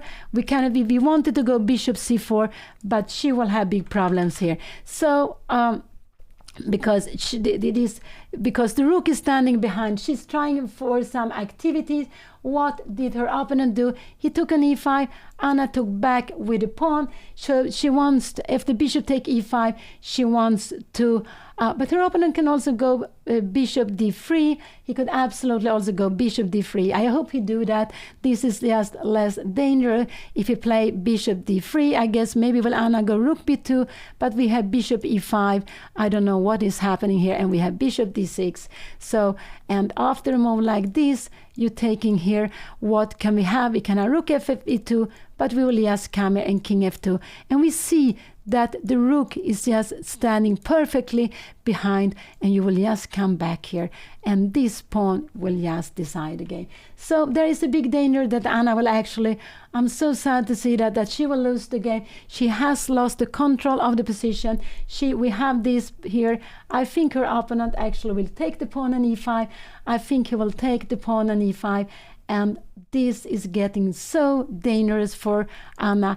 Can she try something like knight h4? But then we have rook e2. No, this is not possible. I think we will see this move, and in a position like this, he can even go rook g3, but this is absolutely difficult for him to play, Anna, because Anna needs to get in her bishop somewhere. She needs to get in her bishop, but here there would be a mate. She would need to go something like knight f8, but now I think these pawns will just start marching. So he's having 8 minutes. He's absolutely having 8 minutes. And Anna play like this because she wants to play for a win. She wants to play for a win. Has there been made some more moves? He took bishop take e5. He took bishop take a5. Rook f2 was coming. What is he going to play here? What is he going to play? He can go bishop f1. He can go bishop g3, but he cannot go bishop d4. He can even go bishop d3. Would absolutely, even that would be a possibility. He had lots of things, but Anna is having a very difficult position. For me, bishop f1 is absolutely the main move. You are defending, and Anna will maybe try something like that, but we have just bishop g3, and there is absolutely nothing you can do here. You have only a check, and we need this bishop on f3, but we don't get it to f3 in one move. If we would have get it to f3, then this would have been a draw. This would absolutely have been it would have been, no, not even then, it would not have been a draw because there was some way to attack it. But this is not the position. I'm sorry. This is the position. Rook to f2 was playing. Anna wants to play for a win, but she has completely lost the control of the position. And we see this bishop pair coming up. We see the bishop pair. Let's refresh. Let's see if your opponent has played. Let's see if her opponent has played the move. And he is thinking, but he still has like 7 minutes. Anna has only 1:25. And yeah, this is bishop f1. And what is Anna going to do?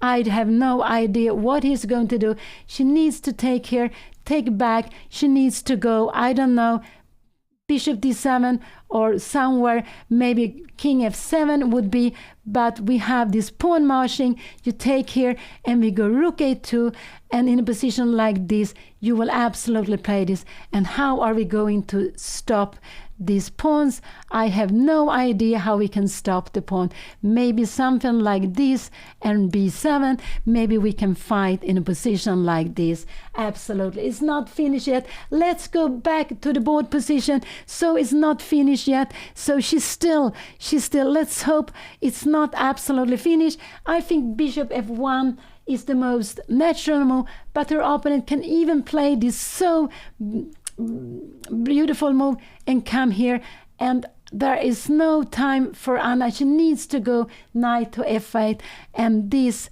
we can just start kicking the bishops. We can go, and he played bishop g3. He played his beautiful bishop g3, and he just, Anna took with the rook on g2. We will see king to h1, king f1, bishop h3. Anna would be winning, but he will go with the king to the corner. This is absolutely sure. If the pawn was on d4, Anna would have bishop d5, but this pawn is actually doing that her counter is not enough. Without this pawn, Anna would be fine. Without d5 pawn, take it away, play bishop d5. He played king f1. He played king f1. And now Anna have bishop h3. She has bishop h3. And I think she's going to play bishop h3. And now Anna is winning if she played this bishop to h3. And she played this move. What a change. She played bishop h3. She is threatening a mate now. She is threatening a mate. And if you give a check like this, she is coming up. It's only one check. She is threatening mate here. She is threatening mate. And there is no way, I believe, that her opponent can save this. She played bishop to h3 because this is what I wanted to say, that if the king goes in the corner, no way to get this bishop to play. But here, she's getting the bishop to h3. Her opponent made a mistake. In chess is like this. You can make some very good moves. And her opponent has played so nicely with f4, with queen e3, f4, changing queens. And then he blundered this. He let Anna bring one more piece. And she needed one more piece in attack. She has 2 rooks on the 7th, on the 2nd rank. but she has the bishop, and she is threatening mate. I have no idea how you are going to save this. I cannot see any way of saving this for white. I cannot see any way for white to save this. You have a check, but after this check, Anna can play knight f8, but she can also go king to f7. There is no more added check. This rook cannot come in to play an attack against her. So what will she do? What will her opponent do? He's thinking, he's taking something to drink. We put on the lie board, and it's like this. She played bishop h3. He went with the king to the wrong square. He had a good winning move, and he had another square, and he chose the wrong one. Maybe it was because we know in the end games we want the kings to the center, but with heavy rooks, with 2 rooks on the second round, that was too dangerous. And now I cannot see anything else that Anna will win this game. I cannot see that, because she is threatening a mate in some few moves, and she is having the 2 rooks, 1, 2 here on the second rank, which is so important. There are no f pawn to defend it, but she also got a last piece to enter the game, and this last piece is just so important. She is threatening mate in some very few moves. This king cannot run away. This king is just staying there on the first rank. It just cannot escape anyway. So what is her opponent going to do? I cannot see only this move, but we will take it with check. King g1, and we will come here. Then okay, yes, you can play this move, and we are having a piece up. This is what her opponent will have to do. Her opponent will actually have to do this. He will have to do this because Anna is threatening him to take here with a mate. So he needs to put the bishop on e2. This is absolutely the only way for him to stay in the game. But Anna can also play, she can also play bishop take g3 if she wants to. She can even go d4. She can play a slow-mo. She can do lots of things. So she can play here this way, check here, and she can go knight h4 if she wants to. So the king needs to go king e3 here now, and now she can go d4, and this has to run away, and she has bishop f5. So he played, what did he do? He resigned. No, he didn't resign. Did he resign? I think he resigned. Did he resign? This is the last position. He gave the score sheets, and now they will speak. So this is the last. He made this wrong mistake, and here we have, here we have the last position on the board. Anna played this brilliant bishop h3, and he has no way of escaping. He has no way of escaping. But if he would have gone the other way, he would have had such a fantastic position. He went to the wrong way, and Anna won, and I'm so happy for her, because Anna, she got such a beautiful position, but she took some wrong decisions. And then all of a sudden, instead of playing with a beautiful pawn center, a healthy pawn more, and a fantastic pawn center, she made some wrong decisions. And it's very typical this. We start going wrong, and then we make more mistakes. But in the end, Anna won.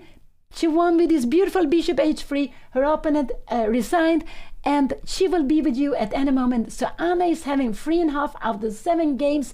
There will be 2 more games to play. She will play tomorrow at 3 o'clock CET time, 4 o'clock in Iceland, and she will also play on Thursday an earlier round at 12 o'clock CET time.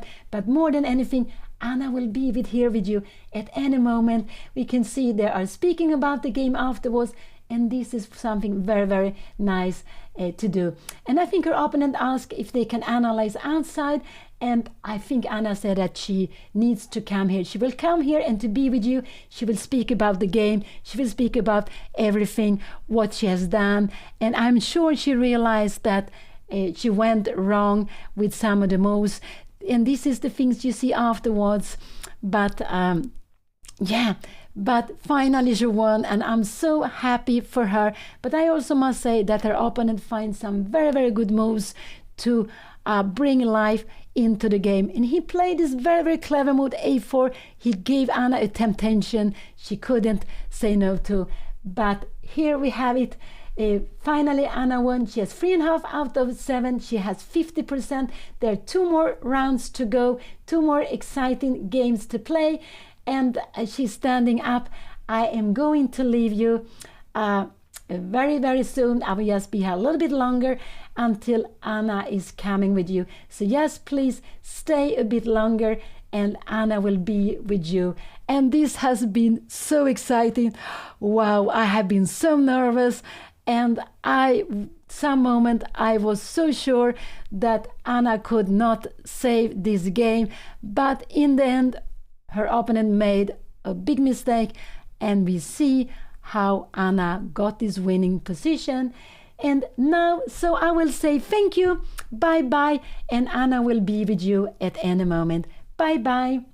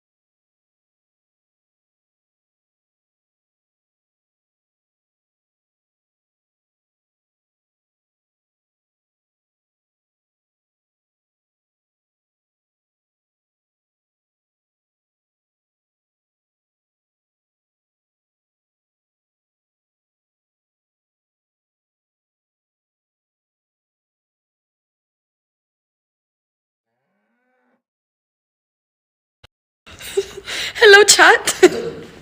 I'm not the. Okay. Oh, what's happened? Oh. Hello, chat. Oh, yes. I think I messed up a few times. I felt like the game was not under control. Why do I do this to myself? Why do I think so much? Okay, I won. I'm happy. I don't know why I do this to myself. I don't know why I complicate my life so much. I could make life easy, but I decide to make life hard every single game. I don't know why. I don't know why. But anyways, I'm happy that I won. I think I messed up. I felt like my position was so good. I think c4 was bad.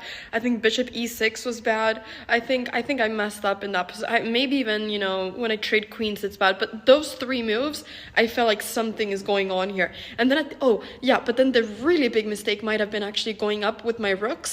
Rook F, because if he just goes bishop F1 instead of bishop G3, I was panicking, chat. I was panicking. Can I see chat?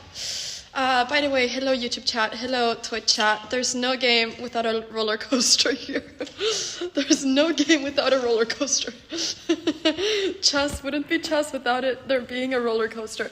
I also got some flowers. I don't know if you saw it, but thank you so much to the person that got me flowers to the board. That sent flowers over there. c4 was not bad, but very tricky lines. Yeah. Oh. I had to trade queens, but then how do I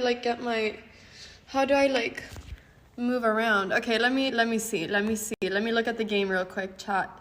Let me look at the game real quick. I'm actually also gonna analyze with my opponent, but we're gonna be doing that like off stream. Yeah. So I'm gonna be analyzing with him in a second. He was so nice. He said that he typically plays e4, but d4, but that he couldn't play d4 now that we were. I think he thought it like d4 is boring, so he didn't want to play d4, which I thought was so funny. He's so nice. I'm gonna analyze with him after. But yeah, who sent the flowers? I don't know. There was a note. And I didn't note, but thanks for the flowers to the person that got them. Yeah, that was nice. So, c5. Yeah, I'm just looking at the game real quick. Let me just make this like full screen really quickly. 1 second, chat. 1 second. Okay, here we go. Okay, so the game. Here we have the game. So this, like this was fine. This, This, here, castles, like all of this is fine. D5, I don't know why I was thinking so much here. And then queen c, oh, queen c7 is bad? I had to go king h8, oh. Because now I have to go bishop takes c3. But then queen takes is bad. Oh, f6 is not that good? Oh. Wait, chess is so hard. Why is that? Okay. So this, queen b6 is the good move. Now knight here, so this, c4, queen e3, and now I should take on e3 and then go a6. But I got scared that there would be like takes, and then like fe, and then I was scared that a6, bishop here, rook a7, bishop here. Oh, and I just have rook a f7, and then I'm fine. Yeah, I don't know why I was scared of all of this. So this is what I should do, but instead I complicated my life a lot. Yeah, rook a5, this, c takes b3, this, and bishop e6 is a mistake. I thought maybe I should go knight e7. Oh, so now things are really complicated because now he plays f4, which is the best move. Rook c7, and now things get crazy. Oh my. So I was going to go here. Well, I was panicking a bit. I was actually going to take as well. Is this fine? Oh, this is not fine. Because then takes, and I was going to go here, but I didn't do it because I was scared of rook takes b6. And then I was like, these two pawns are terrifying. Like, I could lose this. So I got really scared of that. So this, and then rook here. And now things are getting crazy. Oh, bishop g3 is the best move. But the only blunder is king f1. Oh, chat, I am the luckiest person in the world. I thought if king here, I was going to go like bishop here. And then a5. Oh, and can you just sacrifice the exchange? Chat, I am the human being on earth right now. Oh my. Thank you so much, Malcolm, for not doing this. Thank you so much. Oh, I am so lucky. I am so lucky. That is all I have to say. Give me a second. I'm going to pull you guys up. Okay. Oh, guys. Okay. All right. Amazing. Amazing. Amazing. I am happy. I am happy about that. All right. Were you entertained, chat? Was it an exciting game? Was it an exciting game, everybody? Give also a shout out to Malcolm. He's really nice. Yeah, I'm excited to analyze with him. So big shout out to Malcolm. I mean, he played some really good moves. Like f4 was really strong. Like he did it. Like really, his mistake was just at the end, like going king f1 instead of king h1. But yeah, big shout out to Malcolm. He played a good game. So yeah, I am happy though. I am happy. I needed this one, guys. I needed this one. I need to study chess. I need to study openings. I'm struggling every single opening. That is like the main problem. Like every opening I'm struggling. We were at the edge of our seats. Okay, that's all that matters. That's all that matters. Okay, that's good. Well, guys, I think I'm going to go analyze with him soon. But you know what I did today? I filmed 2 English recaps, so for round 6 and 7, no, for round 5 and 6, plus 3 Spanish recaps. So I have so many recaps and videos coming up, and in fact, right after the stream ends, we're going to be posting the round 5 recap, the 100 game recap, and that was really cool because we actually added some cool cinematographic shots that we haven't done before. So check out that video when it comes up. We've spent a little bit more time editing it to make it as good as possible instead of just rushing it through. And I'm excited about that. So that is coming up very soon. And yeah, and then we have, the other recap coming up tomorrow. And then we're going to have recaps coming up on the Spanish channel. We have the full-on party, guys, on all channels. So I'm very, very happy about that. I just need to ask you one thing before I go. Was my mom having a heart attack during the game? Was my mom having a heart attack during the game? Because it feels like she probably did. Yes, absolutely. I can imagine her having that. I can so imagine her having that, to be honest. Multiple times. I'm sorry, Mom, that I'm putting you through this. I promise I will improve at chess. I'm just so happy I got this win. I'm not playing so well, but I am, I'm not playing so well this tournament. I'm playing too slow. I'm playing whatever. I'm just so happy I got this win. Tomorrow, White Pieces, we go for 2 out of 2 the last 2 rounds, chat. We try to win all rounds, and we end up finishing with 5.5 out of 9, and we only lose like 5 points of rating. That is the goal right now. That is the goal. We're going to make this an okay tournament. That is everything that I want. So, I am excited. We got 2 more rounds to go. 1 tomorrow at 3 p.m. Iceland time, and 1 the day after at 11 a.m. Iceland time. So we got 2 more rounds. Also have a coffee that I didn't drink throughout my whole game for some reason. It was making a lot of noise when I drank it. Like the straw was making a lot of noise. Like you hear that? It makes so much noise. It was so awkward in the playing hall. So I was not drinking my coffee. It's so cold now. I probably should have. I could imagine my mom when I had a bad position saying, Anna should drink her coffee. Anna should maybe drink a little bit of her coffee. I can so imagine my mom saying that in a bad position. Why no smoothie? Because I had a smoothie before. I have been so look at this. I had this smoothie before. I only drank 3/4 of it because it was so big. And then what I also did is that I spilled smoothie before the game started, and I was full on panicking because I had carrot juice on my jeans. It was so disastrous, chat. At literally 3:45 p.m., 15 minutes before the round starts, I was running around with carrot juice on my jeans. I was in the bathroom washing my jeans. I was literally in the tournament bathroom washing my jeans. Because I was like, I don't have time to change. What do I do? I need to show up with my carrot smoothie jeans. What do I do? So I was in the bathroom, fixing that. And then I was, running around. And then, the game had just started. And then all of a sudden I see that there's flowers. And, yeah, there was all kinds of things happening before the game. So... But, yeah, that's that. But, guys, I think my main problem this tournament is that I'm playing too slow. I am being a little bit too slow. I'm being too slow. That is my main problem, and I don't know how to stop being slow. And please do not say play faster. Please do not say play faster. You're allowed to say anything but play faster, okay? Do not say play faster. I think the problem is that I don't know enough openings, so if I could just blitz out the first 20 moves, that would be good. But because I don't know openings, I'm thinking in the beginning of the game. That is the problem. Because if I had more time, I would just I would not make stupid blunders, But I make stupid blunders when I have little time, and I rarely make stupid blunders when I have a lot of time. Very rarely. But it's when I have less that I make stupid blunders. I know that. I can't remember last time I did a stupid blunder with 1 hour on the clock. But with 5 minutes, yes, I panic and I do stupid blunders. I need to stop doing stupid blunders. But yeah, that is that. Anyways, like I said, this tournament is my practice tournament for Menorca, which I'm playing in 1.5 weeks.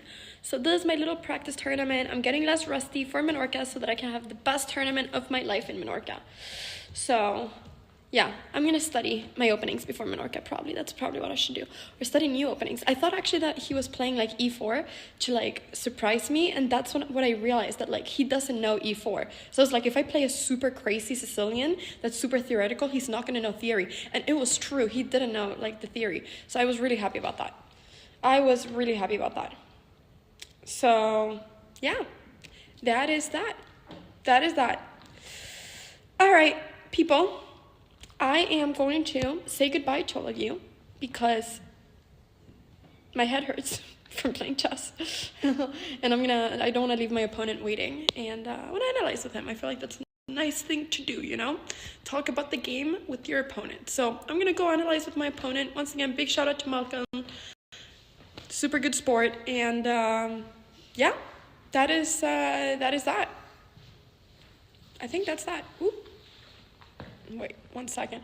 He said that he was part of some academy, and I want to give a shout out, but I can't remember what it was called. Was it Killer Chess Academy? I can't remember what it was called, but it had Jacob Agard and stuff, and I wanted to give a shout out Yeah, I wanted to give a shout out, but I can't remember the exact name. But yeah, he's part of some like Jacob Bigard like chess academy, and yeah, plug to them, whatever it is. Yeah, there we go. Okay, chat. I've actually read some of Jacob Bigard's books in the past, and they're pretty good. Okay, guys, I'm gonna go. Thank you so much, everybody, for watching the stream. Thank you so much, everybody, for your support, for everything. Once again, what was I gonna say? Oh yeah, once again, thank you for the support. Thank you to everybody that subs, you know, on my channels. We're close to hitting 1 million on YouTube. It would be so cool to hit 1 million on YouTube soon. So if you're not subbed to my YouTube channel, then please sub there, because it would be so cool to have 1 million subs. I never in my life thought that I would have 1 million subs. So that is insane. So we're very close. So please sub over there. Follow also Anna Cramling Extra on YouTube. That's where I post all my VODs. If you missed this and you want to hear my mom's commentary, that's going to be over there. And I will be back tomorrow with my mom at 3 p.m. Iceland time for round 8, the next to last round of REYKJAVIK Open. So we only have 2 rounds to go, which means we have 2 wins to go. Yes, I believe. We all believe together. Okay, I'm gonna rate somebody. Give me a name, chat. Who is live right now? Who is live? Let's see who's live. Botas is live.